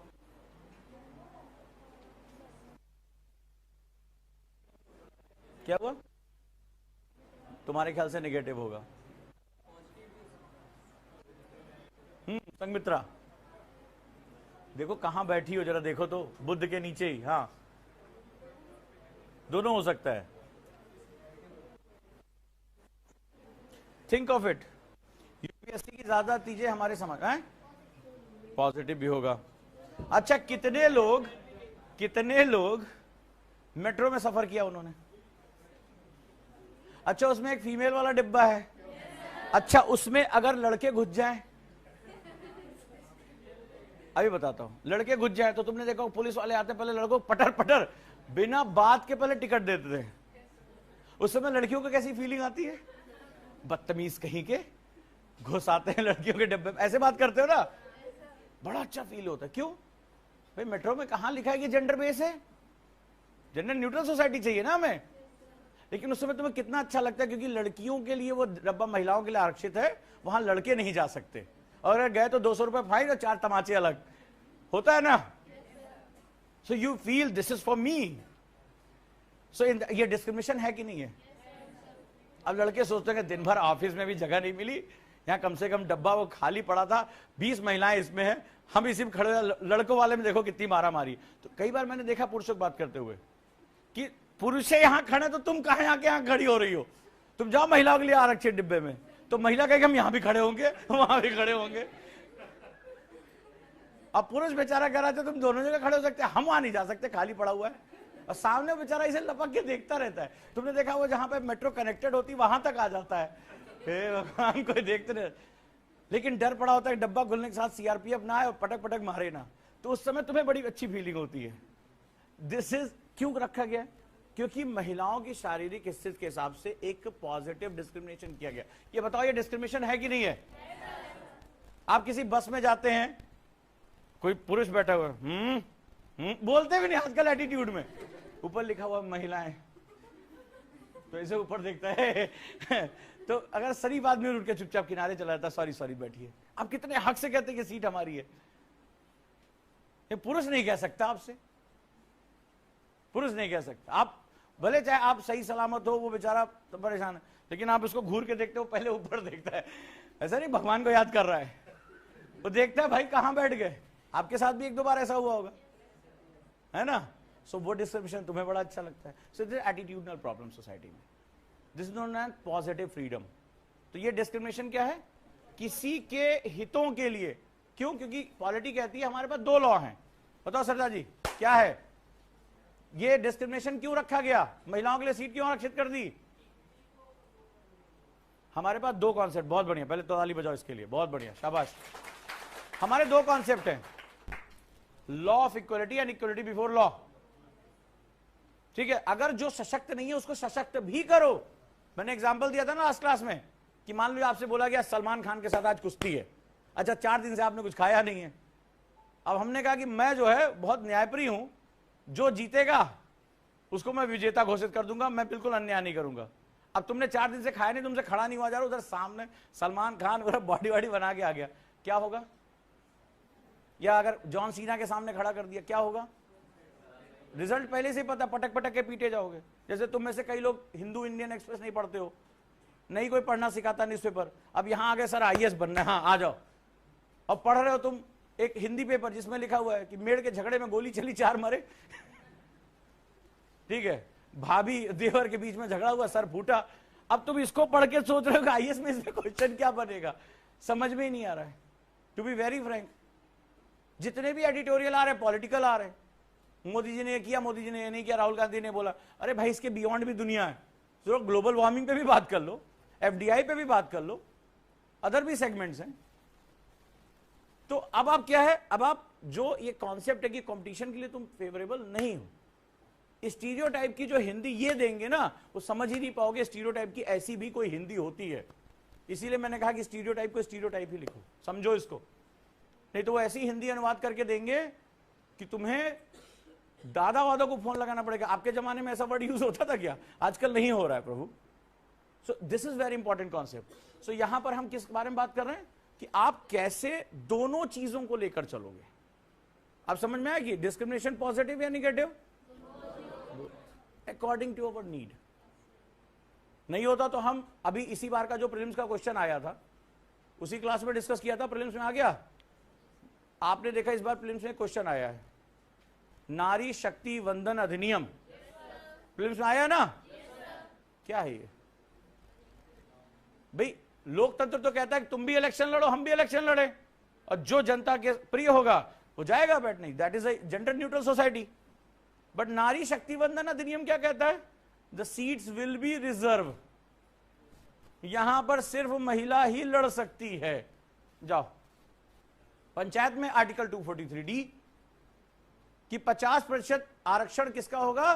पंचायत में महिलाओं का ही होगा। पंचायत सीरियल जो आप तो आपको पता होगा ना, वो महिला सीट थी। तो जो दूसरा वाला था जो कहता क्या कह रहा है विनोद, देख रहे हैं ना विनोद, तो उसकी वो भी तो अपनी पत्नी को ही खड़ा कर रहा है। तो यानी वो seat that is reserve for ladies only, तो पुरुष नहीं लड़ सकता उसमें। सो दैट इज डिस्क्रिमिनेशन। क्यों डिस्क्रिमिनेशन किया गया? डिस्क्रिमिनेशन इसलिए किया because of historical context. Line लिखो, ऐतिहासिक परिप्रेक्ष्य। तो यहां पर तुम्हें क्या सिखाया मैंने कि कोई भी चीज जब हो रही है, देखो यहां लिखा हुआ ना ऐतिहासिक कालक्रम, क्रोनोलॉजी लिखा है ना तीसरे नंबर पर, कि जब भी कोई इशू डेवलप होता है, यूपीएससी सिर्फ इशू को हाथ लगाता है या कॉन्फ्लिक्ट को हाथ लगाता है, ये याद रखिएगा। फैक्ट से उसका कोई लेना देना ज्यादा है नहीं, क्योंकि वो कंपटीशन है, उसको बेस्ट चाहिए ऑफिसर, उसको मुश्किल से 50-60 आईएएस टोटल निकलता है सारी सीटों में, बाकी तो अदर सर्विस, तो वो उसको बेस्ट ऑफ द बेस्ट चाहिए, तो वो फैक्ट पे नहीं जा सकता। तो यहां पर यह लिखा हो किसी भी चीज, कोई भी इशू किसी कालानुक्रम में डेवलप होता है। तो वो कालानुक्रम क्या है? हमारे पास दो तरह के कालानुक्रम है। एक, हम एक लंबे समय से गुलामी से निकले जिसने हमारे समाज को डेवलप होने से रोक दिया। दूसरा, इस समाज का नेचर हमारा पैट्रियार्कियल हो गया किसी भी हिस्टोरिकल पर्सपेक्टिव से, यानी पितृसत्तात्मक हो गया। इसमें महिलाओं का लैंगिक भेदभाव यानी जेंडर बेस्ड डिस्क्रिमिनेशन हमने किया। इसमें भी आगे चलने के बाद जब हम आजाद हुए 1947 के बाद, जब हमने रैपिड मूवमेंट किया, तो उसमें भी एक और कैटेगरी आ गई। आपको एक नई कैटेगरी बता देता हूं, that is rural urban divide. शहरी महिला एक अलग ही पावर में है, कुछ भी हो, लेकिन अगर वही महिला ग्रामीण क्षेत्र की है, रूरल एरिया की है, दैट मींस उसको डिस्क्रिमिनेशन का बेस ज्यादा डील करना पड़ेगा, क्योंकि उसके पास दो और प्रॉब्लम है। तो हमने डिवाइड क्या किया? पहले हमने डिवाइड किया हमारा हिस्टोरिकल पर्सपेक्टिव, हम गुलामी, हम कॉलोनाइज थे, ठीक है, कॉलोनाइज की वजह से हमारा इकोनॉमिक रिसोर्स हम अपने लिए इस्तेमाल नहीं कर पाए। फिर हमने क्या किया? हमने देखा कि हमारे पास पैट्रियार्की आ गई, तो पितृसत्ता ने सारा अधिकार किसके पास रखे? पुरुष के पास। हमने उसको धर्म, संस्कृति, रूढ़ इससे बना दिया। इसके बाद जब हम आजाद हुए तो पूरे भारत का जो एक साथ डेवलप होना चाहिए था वो नहीं हुआ। So there are two type of different cluster, one is urban cluster and second one is rural cluster, और शहरी और ग्रामीण। तो शहरी क्षेत्र वो हो गया जहां पे थोड़ा इकोनॉमिक कंडीशन अच्छी थी, जहां पे स्थितियां अच्छी थी। ग्रामीण क्षेत्र में वो जो पहले के टैबूज थे वो भी मौजूद हैं, और इसके बाद सबसे बड़ा टैबू आ गया, सबसे बड़ी प्रॉब्लम आ गई, और वो है आर्थिकी की। तो जातिवाद, धार्मिक, रूढ़िवाद, परंपरा, ये ऑलरेडी ग्रामीण क्षेत्र में, प्लस गरीबी, अवसंरचनाओं और अवसरों का अभाव, अपॉर्चुनिटी, लैक ऑफ अपॉर्चुनिटी मौजूद है वहां पे। अब ग्रामीण महिला की स्थिति क्या हो गई? बहुत ज्यादा खराब हो गई, बहुत ज्यादा। उसके सामने चैलेंजेस मल्टीफोल्ड हो गए। जैसे आप अगर अर्बन एरिया में हो, आपके फादर अच्छा कमाते हैं, आपने पापा I want to prepare for UPSC, पापा ने कहा ठीक है बेटा जाओ, फीस हमने भर दिया। लेकिन ये ग्रामीण क्षेत्र की कोई बच्ची हो तो उसके लिए 12th की एजुकेशन ही सबसे बड़ा सपना है कि भाई किसी तरह 12वीं पढ़ लें। पता चला स्कूल इतनी दूर है, साइकिल पे जाना पड़ता है, रास्ते में दुनिया भर के छिछोरे अपना टैलेंट शो कर रहे हैं। इन सबसे लड़ भिड़ के पता चला उसकी इतनी उम्र हो रही है, स्कूल गई, टॉयलेट नहीं है। मैं नहीं कह रहा हूं, यूनाइटेड नेशन की रिपोर्ट कह रही है कि मैक्सिमम गर्ल्स इसलिए स्कूल ड्रॉप आउट करती क्योंकि वहां टॉयलेट फैसिलिटीज नहीं है।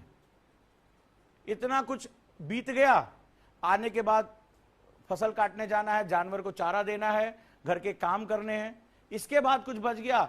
12वीं पहुंचते पहुंचते देखो बढ़िया, बहुत बढ़िया रिश्ता मिल रहा है, पिताजी खांसने वासने लगे, बोले अब कब तक उम्र बची है, लड़की के हाथ अपने सामने हाथ पी लेंगे, या दादी अगर बीमार उमार पड़ी तब तो टेंशन हो जाता है। वो तो नाती पोतों का पूरा जुगाड़ करके जाती, मुंह दिखा दो फिर हम चले जाएं, जाती नहीं है लेकिन बता के जाती। तो ये एक फीमेल को ये सारी चीजों स्टीरियोटाइप समाज का झेलना पड़ता है। तो एक पुरुष और जब एक महिला में तुम कंपैरिजन करोगे तो देयर आर टू टाइप। पुरुषों को डिस्क्रिमिनेशन भेजना पड़ सकता है, महिलाओं को स्टीरियोटाइप और डिस्क्रिमिनेशन दोनों झेलना पड़ेगा। जब हम इसी आंसर को जीएस पेपर 1 में वुमेन के पर्सपेक्टिव में लिखेंगे तो तुम एक और चीज कर दोगे।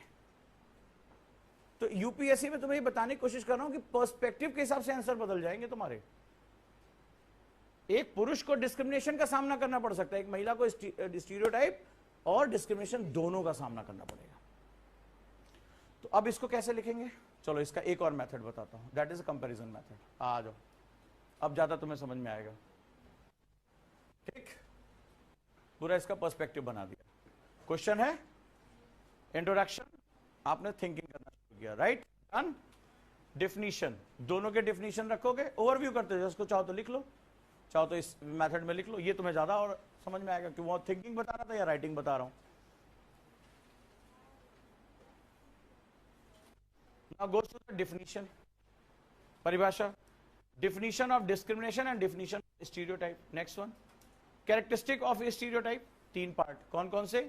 Generalized belief about a group, simplistic and accurate and can be positive or negative. यानी ये धनात्मक और ऋणात्मक दोनों हो सकता है, ठीक है। So this is level 2, this is level 3, और जनरली 3 पॉइंट्स आपको, 2.3 पॉइंट आपको रखने हैं यहाँ पे, ठीक है। Characteristic of discrimination, individual based on the group membership, action और बिहेवियर रादर देन बिलीफ, ठीक है। तो हम डिस्क्रिमिनेशन करके दिखाते हैं, ये बिलीफ सिस्टम पे नहीं होता है, हम भेदभाव करते हैं। कैन बी इंटेंशनल और अनइंटेंशनल, तो कई बार स्टीरियोटाइप से डिस्क्रिमिनेशन आता है। जैसे आप गांव में जाओगे तो आपने कहा अरे 4 दोस्त पहुंचे तो चाय आती है, तो धीरे से तुम्हें अंदर बुलाया जाता है, देखना किसके साथ ये गांव में हुआ है, तो पूछा जाता है कौन बिरादर हैं, अब फिर आप कुछ बताते हो, कप आता है उसी हिसाब से, आपका कप अलग होता है, उनका कप अलग होता है, कभी देखना।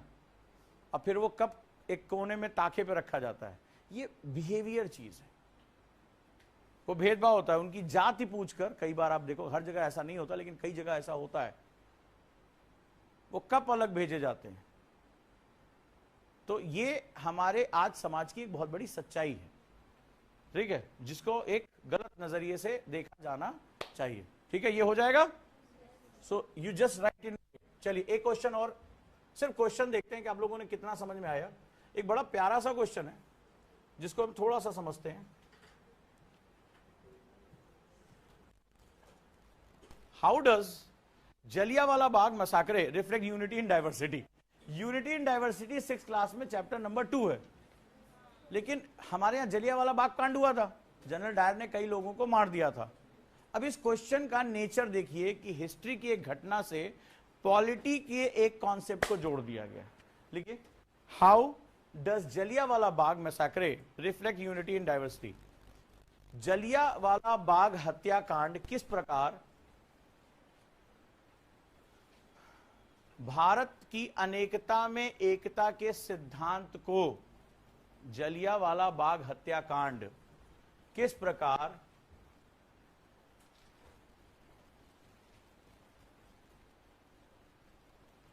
क्वेश्चन अच्छा है, ये थिंकिंग बेस्ड क्वेश्चन है।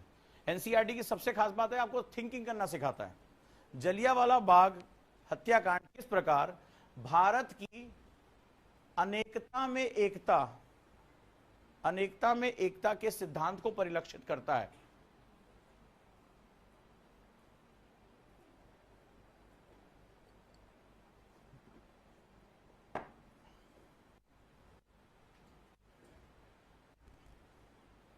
क्या करना है? स्टेप 1 पहला,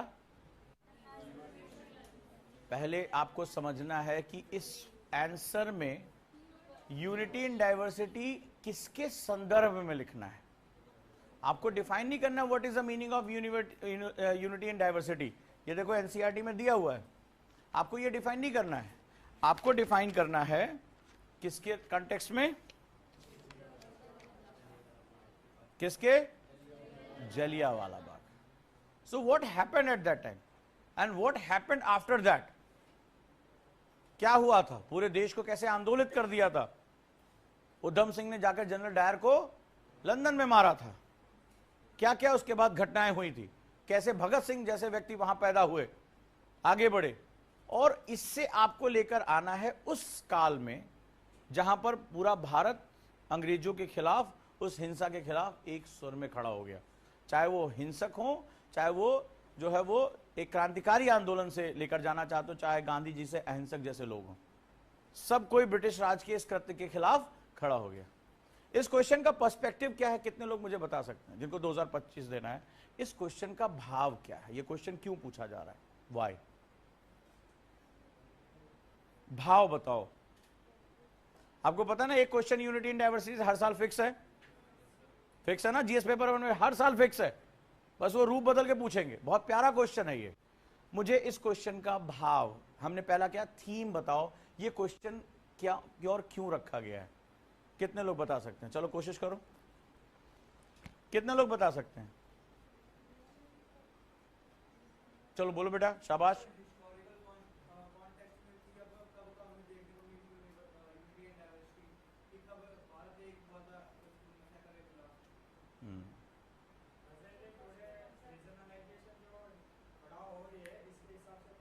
वेरी गुड, शाबाश, बहुत बढ़िया।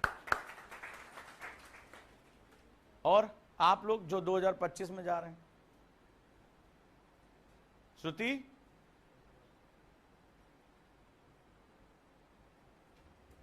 क्या है इसका पर्सपेक्टिव?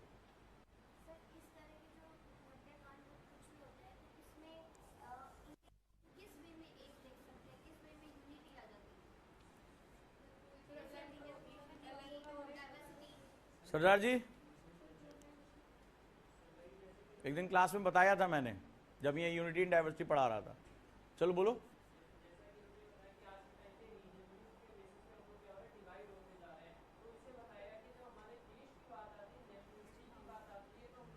बहुत बढ़िया। ये 1 ईयर वालों ने मुंह में दही जमाया हुआ क्या आज? है दूध डाल के, जोरन डाल के उसको जमा दिया है। हाँ, और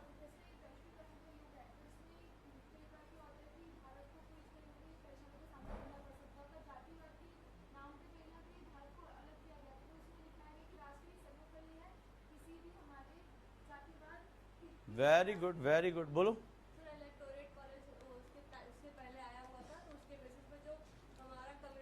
पर्सपेक्टिव पूछ रहा हूं, भाव। एक न्यूज छपी है, कैसी लग रही है पढ़ के ये वाली? कठुआ में हमारे सैनिकों के ऊपर हमला हुआ है। आज से कुछ साल पहले ऐसे ही उरी में हुआ था, और हमने क्या किया? बालाकोट। और उसके बाद सरकार ने इसका रिटेलिएशन करते हुए पाकिस्तान के ऊपर सर्जिकल स्ट्राइक कर दिया था। उस सर्जिकल स्ट्राइक का आपके मन पर क्या प्रभाव पड़ा था? पूरा देश एक सुर में बोलने लगा था ना? चाहे देश में आप किसी भी धर्म में क्यों, किसी भी राजनीति क्यों, बिल्कुल सही किया, मारो, खत्म करो इसको, निपटा दो। पूरे देश में जय जयकार हुई थी कि घुस के मारा है पाकिस्तान में। पूरा जितने भी राजनीतिक दल थे, कुछ एक आध को छोड़कर, वो सब एक साथ खड़े थे, एक साथ खड़े थे। तो इसका मतलब क्या था कि द कॉन्सेप्ट, बस लास्ट में इसको खत्म कर देना, इसका भाव समझो कि कोई भी राष्ट्र, एक मैंने ग्राफ आपको बताया था, राष्ट्र में क्षेत्रवाद, जो क्वेश्चन आया था आपका टेस्ट वाले दिन तो बताया था मैंने, जब आप लोग टेस्ट कर रहे थे, तो ये रीजनलिज्म है और ये नेशनलिज्म है। This is the concept of nationalism, राष्ट्रवाद, and this is the concept of regionalism. हम हमेशा राष्ट्रवादी नहीं बने रह सकते, क्योंकि उसमें बहुत अधिक ऊर्जा की आवश्यकता पड़ती, that need lot of sacrifice and energy, और नेशन के पास इतना जो है वो सेगमेंट नहीं होता। तो क्या होता है, जलियांवाला बाग या कुछ इस तरह की, चाहे बालाकोट हो गया, उरी हो गया, कठुआ हो गया, भी कल गवर्नमेंट घुस के मार दे तो पूरा देश एक साथ जय जयकार करेगा कि नहीं करेगा? या सबसे अच्छा भी वर्ल्ड कप देख लो, वर्ल्ड कप के टीम में किसी ने पूछा कि who is Siraj, who is Bumrah, who is Rohit Sharma? किसी ने जाति धर्म पूछा? कौन जीता? किसने जश्न मनाया? भारत ने मनाया ना। सो यूनिटी इन डाइवर्सिटी, जब उनकी रैली निकल रही थी, उनकी खुशियां मन रही थी, उसमें किसी ने पूछा कि हम जाति के लोग हैं, हम जाएंगे सेलिब्रेशन करने? कि Sharma, only Sharmas will be there, only Kohlis will be there? ऐसा नहीं था ना। पूरे देश ने जश्न मनाया, तिरंगे का सम्मान किया, है कि नहीं है? उस तिरंगे को उठाने के लिए सबने अपना जो है सब कुछ झोंक दिया। तो इन दैट केस इस तरह की घटनाएं राष्ट्रवाद के ज्वार को जन्म देती हैं, the rise of tides of nationalism. और नेशनलिज्म क्या है? Nationalism is the utmost goal, utmost site, एक ऊंचा लक्ष्य होता है जिसमें राष्ट्र के लोग ऊपर की तरफ देखकर अपनी आइडेंटिटीज को, जो हमारी आइडेंटिटीज हैं, जो आइडेंटिटी पॉलिटिक्स जिसके बेस पे होती है, उसको डाइल्यूट करते हैं और एक सुपर आइडेंटिटी को एक्सेप्ट करते हैं, इंडियन, भारतीय, कि हम भारतीय हैं, हमारी पहचान भारतीय, हम बंगाली बिहारी नहीं, हम शर्मा ठाकुर नहीं हैं, हम भारतीय हैं। और ऐसे कंडीशन में क्या होता है, राष्ट्र को एक सबसे बड़ा फायदा होता है कि राष्ट्र जिस मकसद के लिए, जिस पर्पस के लिए काम कर रहा है, उस देश के लोगों की सारी एनर्जी सेंट्रलाइज हो जाती है उस पर्टिकुलर पॉइंट पर। और राष्ट्र क्या करता है फिर? राष्ट्र तेजी से अपने टारगेट्स को अचीव कर लेता है। What happened after Jallianwala Bagh? उससे पहले विचारों में टकराहट था कि गांधी का अहिंसा सही है, नरम दल का कॉन्सेप्ट सही है, या कांग्रेस में ही गरम दल का 1707 में विभाजन हो गया, गरम दल सही है, लाल बाल पाल। उसमें से आपने देखा हिंदुस्तान रिपब्लिक पार्टी की, भाई बंदूक उठा के मारेंगे, उधर ही सुभाष चंद्र बोस कि हम आर्मी बनाएंगे। तो आपने देखा कि हमारा एक मकसद था अंग्रेजों के खिलाफ लड़ने, और सबका अलग अलग तरीका था। मोतीलाल नेहरू कमेटी कि भैया हम जाएंगे लेजिस्लेटिव असेंबली में बैठेंगे और वहां पर उनकी आलोचना करेंगे और उनको देश से निकाल देंगे। कुछ लोग एनी बेसेंट होम रूल की मांग करने लगे। सबकी मांग अलग थी कि ठीक है तुम अपना डोमिनियन स्टेट ले लेंगे, तुम्हारा ब्रिटेन का झंडा रहेगा, हमारा भी छोटा झंडा दे दो, उसमें हमें अपने हिसाब से काम करने दो, तुम वहां बैठे बैठे हमें आदेश देता रहता है। कई लोगों ने नहीं, हमें पूर्ण स्वराज चाहिए। क्या चाहिए? पूर्ण स्वराज चाहिए, कि भारत है भारतीयों के द्वारा शासित होगा। ठीक है। कुछ लोगों ने कहा कि आजादी मिलकर क्या करेंगे, तो हम अपने देश में जो हमारे कुप्रथाएं हैं उनको हम क्लीन करेंगे, सती प्रथा का अंत, विधवा विवाह, तो हम क्या करेंगे, इसको भी हम करेंगे, आर्य समाज, वेद समाज। तो अभी आपने देखा कि सबके तरीके अलग अलग थे, बिखरे हुए थे, लेकिन इस घटना ने सबको बता दिया कि दुश्मन सिर्फ एक है। अब इसको उखाड़ फेंकना है और अपने अपने तरीकों के विभाजन को हम बाद में बात करेंगे, डिविजन्स के बारे में बात करेंगे। No just fight this General Dyer. और ऐसे भी लोग हुए जो उन्होंने वहां जाके मारा कि जब तक मार नहीं देंगे तब तक शांत नहीं बैठेंगे। तो पूरे देश को क्या किया, यूनाइट कर दिया इस घटना, जैसे बालासोर ने किया, जैसे उरी ने किया, जैसे वर्ल्ड कप की जीत ने किया। तो ये घटना क्या होती है, राइज ऑफ नेशनलिज्म की तरफ जाती है और कंट्री फिर उसके साथ काम करती है। तुम्हें क्या लग रहा है, वर्ल्ड कप जीता केवल, कितने यूथ के मन में क्रिकेट खेलना, जो उनको पैसा मिला, जो उनको शोहरत मिली, जो नाम मिला, सम्मान मिला, कितने यूथ को लगा कि this is our career, best से बेस्ट टैलेंट अब इसकी तरफ भागेगा। अब ओलंपिक्स में जा रहे हैं, ओलंपिक्स में हमने अच्छा काम करना शुरू, मान लो नीरज चोपड़ा, पहले कौन जानता था हमारे देश में भाला भी फेंका जाता है, सिर्फ राणा प्रताप के बाद भाले की बात ही हमने नहीं की, फेंक जहां तक भाला जाए, ठीक है। उसके बाद हमने कभी बात ही नहीं की कि ये भी कोई खेल है, लेकिन नीरज चोपड़ा ने फेंका, ओलंपिक में गोल्ड मेडल आया, देश का यूथ समझने लगा हाँ ये भी है, ये भी सेलिब्रिटी बनने का तरीका है।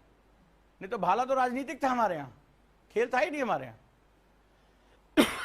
अब आधे से ज्यादा आबादी को क्रिकेट छोड़ के और किसी खेल के बारे में पता ही नहीं था। तो ये क्या होता है, ये एक सिंबल होता है। और nationalism is not only political. मान लो अभी कल को हमारे यूथ आगे बढ़ते हैं, आज हम जब चारों तरफ भारत में लोगों को देखते हैं दुनिया भर में कि सुंदर पिचाई, सत्या नाडेला, दुनिया भर के बग्गा, ये जो दुनिया की टॉप मोस्ट जगहों पे कौन बैठा हुआ है, भारतीय बैठा हुआ है। तो क्या तुम्हें लग रहा है आज इंडिया में शार्क टैंक जैसे सीरियल देखे जा रहे हैं, या कुछ साल पहले तक क्या क्या क्या एकता कपूर केवल चलती थी, पता नहीं उस सीरियल में क्या होता है, जैसे कोई घटना, बर्तन गिर गया, पहले 15 लोग मुंह दिखाएंगे, अबे बर्तन उठा लो, किसके घर में ऐसा होता है कि बर्तन गिरा और सबके मुंह में डिंग डिंग डिंग डिंग डिंग डिंग डिंग 15 तरह के मुंह दिखा रहे, बर्तन गिर गया, पूरा एपिसोड बर्तन में ही चला जाता है। बर्तन सोच रहे हमें उठा लो। आज उस देश में शार्क टैंक जैसे सीरियल देखे जा रहे हैं। इसका मतलब लोग इन्वेस्टमेंट की तरफ जा रहे हैं, लोग इकोनॉमिक कल्चर को अपना रहे हैं कि बिजनेस करना है। आज वड़ा पाव बेचने वाली एक लड़की आज बिग बॉस में बैठी हुई है। चाय बनाने वाला व्यक्ति कई बार यही मन करता है भाड़ में जाए तो पढ़ाना वढ़ाना। हम भी इसी तरह से कुल पैर बैठते चाय बनाते तो बिल गेट से कम मुलाकात हो जाती। तो कई बार मन में आता छोड़ो यार ये सब बेकार है, सब मिथ्या है, कुछ उल्टा सीधा हरकत करो, वायरल हो जाओ, लाइफ सेट है भाई। ठीक है, यहां चिल्ला चिल्ला मर जाओ, 400 लोग वीडियो नहीं देखते कोई की आंसर राइटिंग कैसे करें। सो नाउ इज दिस, ये चीजें चेंज हो रही हैं। So nationalism has a different concept. हो जाएगा ये क्वेश्चन, कर लो भाई। चलिए मिलते हैं 4 बजे। आज पेपर पढ़ लेना और मैं इशू पढ़ाऊंगा, ठीक है? तो चलिए जल्दी जल्दी पेपर पढ़िए।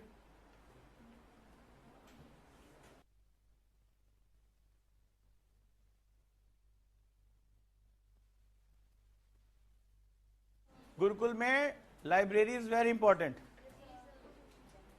ठीक है सर? और कम पढ़े, अच्छे पढ़े। मुंह में रजनीगंधा, कदमों में दुनिया, ठीक है? तो इस तरह से वो आता नहीं ऐड एक। हाँ बताएं सर।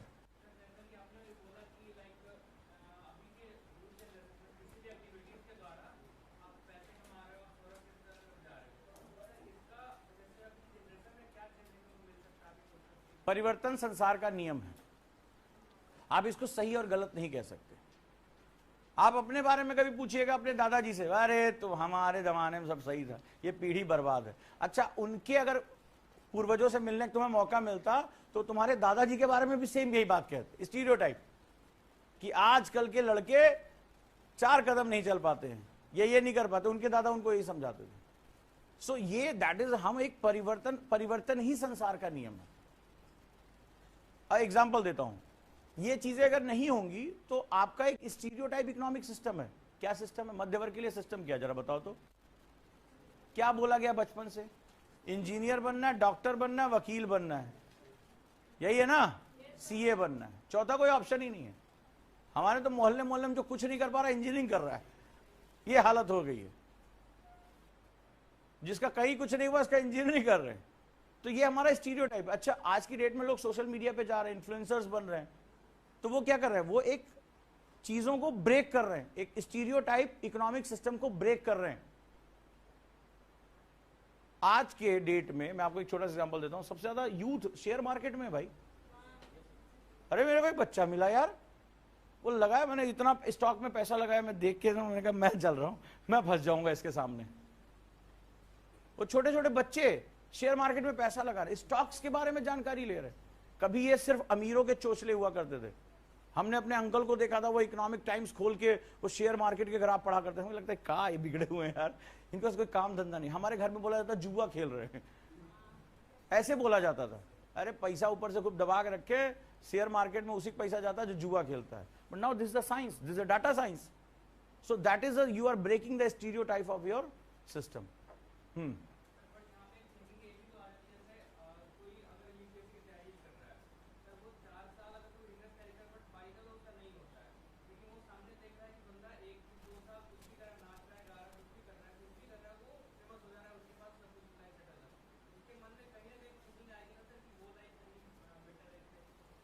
देखो, ये आज नहीं पहले भी थी।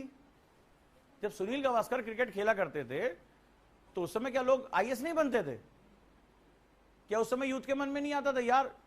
जैसे जब वो क्रिकेट खेलने जाते थे लोग पागलों की तरह दीवाने थे सुनील गावस्कर के, लिटिल बॉय, लोग दीवाने थे। अभी हाल ही में एक फोटो वायरल हुई है, लोग एकदम अंग्रेज एकदम पागल थे। इमरान खान, अंग्रेज पागल थे उनके पीछे, फ्लैम्बॉयंट था वो। तो उस समय भी लोगों को नहीं मन करता छोड़ो यार आईएएस की तैयारी, क्रिकेटर बन जाए।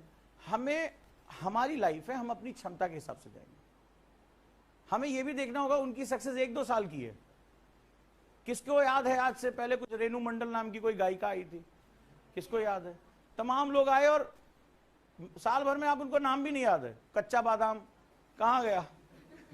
नहीं पता तुम्हें कहां गया। But when you enter in this, life is a cause. Life is a cause. जब तुम्हें पता है कि where I want to go, मुझे भारत के लिए डिसीजंस लेने हैं, ठीक है। कल जब आप इंफॉर्मेशन सेक्रेटरी बन जाओगे ना और बोल दोगे सारे यूट्यूब चैनल रजिस्टर्ड होंगे, तो उन्हें आना पड़ेगा आपके पास, उन्हें आना पड़ेगा, बिकॉज आप इंफॉर्मेशन सेक्रेटरी हैं और आपने एक साइन कर दिया पेपर पे कि कल से कोई भी यूट्यूब चैनल नहीं खोल सकता, उसको ये सारे डॉक्यूमेंट देने पड़ेंगे, वो नाश्ते गाते आप ही के पास आएंगे। So it's up to you where you want to go. और अगर आप छोटे छोटे टेम्पटेशन से परेशान हो जा रहे हो, सो वैसे भी आपके ड्रीम्स ही आपके नहीं है। और आपको क्या लग रहा है, आपने कुछ सोचा आईएएस बनने का, थाली में सजा के दे देंगे? जैसे आपने सोचा आपके अंदर ही परेशानी शुरू, 50 लालच, 50 संदेह, और इसी से जो लड़ जाएगा उसको मिलेगा। आप सोचो ना कि आप बनने क्या जा रहे हो, कल को तुम आईएएस में जाने के बाद छोड़ दो आईएएस, क्या बोले नहीं मैं भारत का प्रधानमंत्री बनूंगा, but be specific about your things. मैं जो बनूंगा उसके पीछे मेहनत करूंगा। आईएएस कोई दुनिया का आखिरी जॉब थोड़े ना है, फॉरेन चले जाओ, रिसर्च करो, देश के लिए कुछ करो। जो सुलभ इंटरनेशनल के बिंदेश्वरी पाठक टॉयलेट गए, टॉयलेट मौजूद नहीं था, उसको अपने जीवन का उद्देश्य बना लिया कि बोले यार मुझे, मेरे जैसे व्यक्ति को टॉयलेट अवेलेबल नहीं है, तो फिर देश के गांव में क्या होगा। ये जो आप सुलभ इंटरनेशनल देखते हो, ये सिर्फ एक आदमी की सोच है, टॉयलेट बनाने में लग गए, और आगे चलकर वही सोच भारत सरकार की सोच बन गई, स्वच्छ भारत अभियान, कि यार टॉयलेट भी हमारे जीवन का एक बहुत मूलभूत हिस्सा है। नहीं तो पहले कोई सोचता भी नहीं था इसके बारे में। सो एक इंसान ने क्या किया, हजारों जिंदगियों को बदल के रख दिया। So life is not about only IAS, life is all about purpose. क्या है? पर्पस है। जैसे ठीक है मैं नाच लिया, गा लिया, सबने कर लिया, लेकिन सॉफ्टवेयर किसका है? तो जो पर्पस वाला ये सोचेगा कि हम कोई ऐसा सॉफ्टवेयर बनाए कि सब लोग आके नाचेगा, और वो नाचेगा, पैसा हम कमाएं। टिकटॉक बेस्ट एग्जांपल है, जरा उसकी कंपनी के बारे में पढ़ना, टिकटॉक के बारे में। वो नहीं नाचता है, वो नचाता है। वो नहीं नाचता, वो सॉफ्टवेयर देता है, और पूरी दुनिया में कोई भी नाचेगा है, पैसा उसी के पास जा रहा है। So it's up to you कि तुम्हारी सोच कितनी बड़ी और सोच कितनी क्लियर है, और जैसे सोचोगे वैसे बनोगे। वी आर लिमिटलेस, ईश्वर ने हमें लिमिटलेस बनाया है। ये समाज, उसकी सोच, आपकी परवरिश कहां हुई है, आपका माहौल क्या है, ये हमारी सोच को तय करता है। मैं सबसे अच्छा एग्जांपल मैं खड़ा हूं। मैं ऑर्थोडॉक्स ब्राह्मण फैमिली से आता हूं, पूर्वांचल से। मेरे खानदान में आज तक किसी ने बिजनेस नहीं किया। When I was in job, I was the best person in the world. मां ने कहा टीवी खरीद दो, टीवी खरीद दिया, फ्रिज खरीदो, फ्रिज खरीद दिया। सडनली मैं एनजीओ के साथ जुड़ा, गरीब बच्चों को पढ़ाने जाने लगा। मन में आया कि क्या नौकरी कर रहा हूं, थक गया था, सब कुछ ठीक ठाक था, 5 दिन जॉब पे जाना, बढ़िया जिंदगी, सब कुछ बहुत बढ़िया था, क्रेडिट कार्ड वाली लाइफ थी। लेकिन मन ही उब गया, मन चैलेंज करने लगा, मेरा पर्पस यही है क्या, आगे कहां जाऊंगा। सब कुछ छोड़ छाड़ के काम शुरू कर दिया अपना। उसी दिन में समाज का दुश्मन हो गया। 2-3 साल तो पैसे ही नहीं जेब में, बिल्कुल अंधेरे में, गुल्लक गुल्लक फोड़ के इधर उधर आना जाना पड़ता था। वही सब लोग मेरे खिलाफ हो गए। और आपको पता है ना, हमारे समाज में बोलते हैं बिजनेस बनिए का काम है। तो पहला तो यही आया कि तुम तो हमारे खानदान का नाम ही डुबो दोगे। लो, पहला मुझे झेलना पड़ा। और जब पैसा नहीं कमा पाया शुरुआत के दिनों में, तो लोगों ने कहा इससे अच्छा तुम कुछ और कर लेते, कुछ ये कर लेते, भिखारी हुए पड़े हो, सबसे पैसा मांगते घूमते, ये मुझे सुनना पड़ा। तो तुम्हें क्या लग रहा है समाज तुम्हें थाली में परोस के देगा? दिस इज स्टीरियोटाइप, वही तो पढ़ाया तुम्हें। So you have to earn it. आज दूसरे तरीके से देखते हैं, बोले आज बड़ा घमंडी हो गया, इसको टाइम नहीं बात करने का। उनको कभी भी चैन नहीं है, वो बोलना है तो बोलेंगे। So I was the first person, मैं अपने पूरे खानदान का पहला व्यक्ति जिसने व्यापार शुरू किया या जिसने बिजनेस में आया, जिसने अपना सेल्फ एम्प्लॉयड हुआ। हमारे यहां था सर्विस, बड़ी इज्जत से देखा जाता था, मेरा परिचय तक नहीं लोग कराते थे खानदान भर में। जब मैं अपना काम करने लगा, उनकी जाति पे कुठाराघात था ये बहुत बड़ा, कि ब्राह्मण का लड़का बिजनेस कर रहा है। ये मैंने अपने जीवन में ये सब देखा है भाई। So it's focus on your own purpose only. तुम जो करना चाहते हो वो तुम करो। संसार को तुम ना कभी सेटिस्फाइड कर पाए थे, ना कर पाओगे। अब जब सब कुछ हो गया है, नाम सम्मान हो गया है, बच्चों ने 2 किताबें भी ऊपर लिख दी, तो अभी हो गया कि भाई बड़ा इगोइस्टिक हो गया है, फोन ऑन नहीं करता है किसी को। रात में 11-11, 12-12 बजे तक काम करता हूं मैं। तो इनको कभी सेटिस्फाइड नहीं कर पाओगे। Focus on your own dreams only. What are you thinking, clear रखो अपना विजन। मैं कह रहा हूं पेड़ लगाओ, लेकिन ऐसा लगाओ कि कल यूनेस्को वाले, यूनाइटेड नेशन वाले बुला ले कि पर्यावरण के सबसे बड़े मित्र हैं, पद्मश्री तुम्हारे हिस्से में आ जाए। अगला काम मैं वही करने जा रहा हूं। हो गया, मेरा सफर यहां पूरा हो रहा है, ठीक है। योग्य लोगों को देखे मुझे आगे बढ़ना है। तो आप अपने विजन पे बिल्कुल क्लियर रहिए, मुझे करना क्या है, और किसी भी जीत या हार के साथ आसक्त मत होइए। मौका मिले तो कुछ थोड़ा आध्यात्म पढ़ा करिए। किसी के साथ अटैचमेंट आपकी नहीं होनी चाहिए कि ये हार गया तो जीवन खत्म और सब कुछ बर्बाद हो गया। नहीं, आई ट्राइड, आई अर्न। छोटा सा एक एग्जांपल दूं, छोटा सा एग्जांपल दूं। आपने जब ये सफर शुरू किया होगा, आज जो कई दोस्त आपके उस समय रहे होंगे जिन्होंने यूपीएससी की तैयारी नहीं शुरू की, आज जाके उनसे पूछना इसका आंसर कैसे लिखा जाता है, राष्ट्रवाद क्या है, जलियांवाला बाग क्या है, फलाना क्या है, एफडीआई क्या है, एफआईआई क्या है। वो कहेंगे कैसी बातें तुम कर रहे हो भाई। तो आज इस सफर में तुम आज उनसे बहुत आगे चले गए हो। We always get, we never lose, it's just our attitude जो हमें अंदर से खा जाता है कि तुम जीत गए, तुम हार गए। हार जैसी कोई चीज है ही नहीं है। It's a continuous journey, it's a continuous journey. We always win. It's our attitude who shows us कि तुम हार गए। जैसे अभी आजकल हो रहा है ना राजनीति में, सरकार बना ली, दूसरी पार्टी कह रही देखो हमारी मोरल विक्ट्री है, हम 400 नहीं पहुंचने दिए।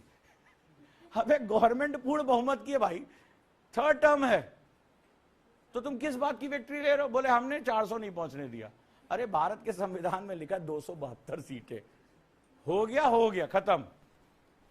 सो ये दैट इज अ पर्सपेक्टिव। सो एक बुक मैंने लिस्ट दी है ना, एक बुक जरूर पढ़ना मेरे कहने से, attitude is everything, Jeff Keller. Please पढ़ लेना उसको। पढ़ी है? पूछो क्वेश्चन।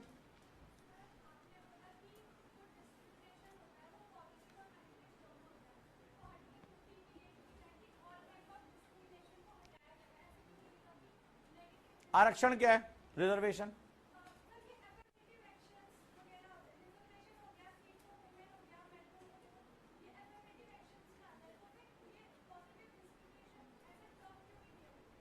देखो, क्योंकि डिस्क्रिमिनेशन हम क्या होता है, हम एक पर्सपेक्टिव डेवलप करते हैं कि हम इस शब्द में इसी भाव को रखेंगे।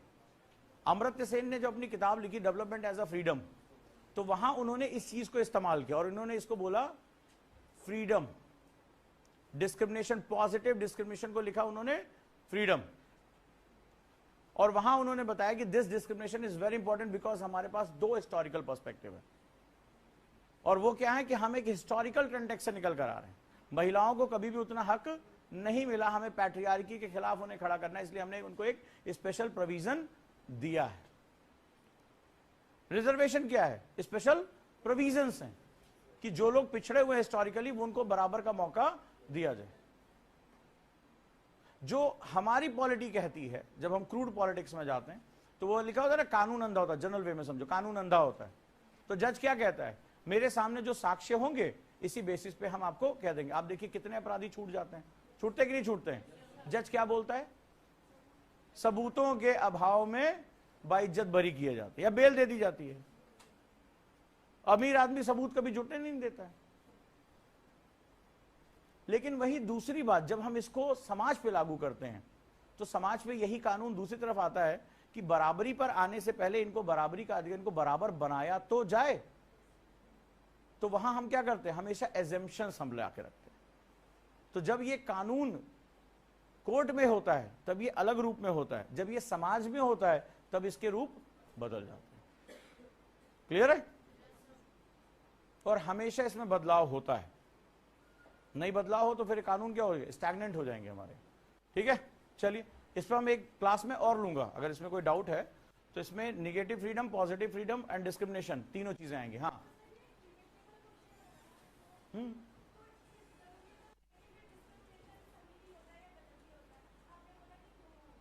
दोनों हो सकता है।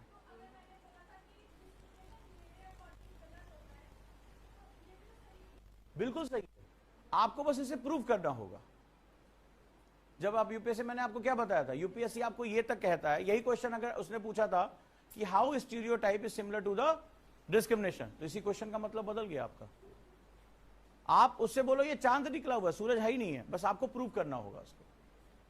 तो आप जितने तरीके से उसको प्रूव कर पाओगे वो दैट इज वेरी इंपॉर्टेंट। क्योंकि हम क्या है क्लास में लर्निंग फेज में, हमें ये समझना पड़ेगा कि there is no absolute type of question कि यही आएगा। We have to learn thinking कि अगर ये हम पॉजिटिव की बात कर रहे हैं तो हम निगेटिव की बात करेंगे। ऐसा ही हुआ एक घटना जब जिस साल, एक लास्ट में बात अपनी खत्म करके जा रहा हूं, एक क्या हुआ था, सरकार एक बिल लेकर आई थी और उसमें सबको अनाज दिया जाना था और इसके बड़े बड़े ऐड आए थे। खाद्य सुरक्षा बिल आया था हमारे यहां, राइट टू फूड। तो राइट्स अगर वर्ड होता है तो क्या बहुत अच्छा है। यूपीएससी में जाके क्वेश्चन चेक करना, 2013 का मेंस का क्वेश्चन है, इसका निगेटिव क्वेश्चन पूछा था। इसका negative, how it is harmful for Indian economy. और गवर्नमेंट इतने ऐड दे रही थी, इतने ऐड दे रही थी कि ये गेम चेंजर है, ये है, वो है, और इसने जस्ट इसका उल्टा पूछा कि why it is very harmful.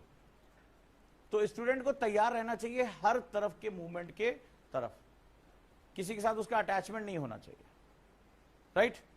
चलिए फिर मिलते हैं, गुड ट्राई। लेकिन इस तरह के आर्गुमेंट्स करते रहा करो, ठीक है, कम से कम इस क्लास में तो करना ही करना है तुम्हें, ठीक है। इस तरह के आर्गुमेंट्स करो ताकि आप एक जगह पहुंच सको। अब जाने दो, खाना वाना तुम लोग नहीं खाओगे क्या? हाँ जी।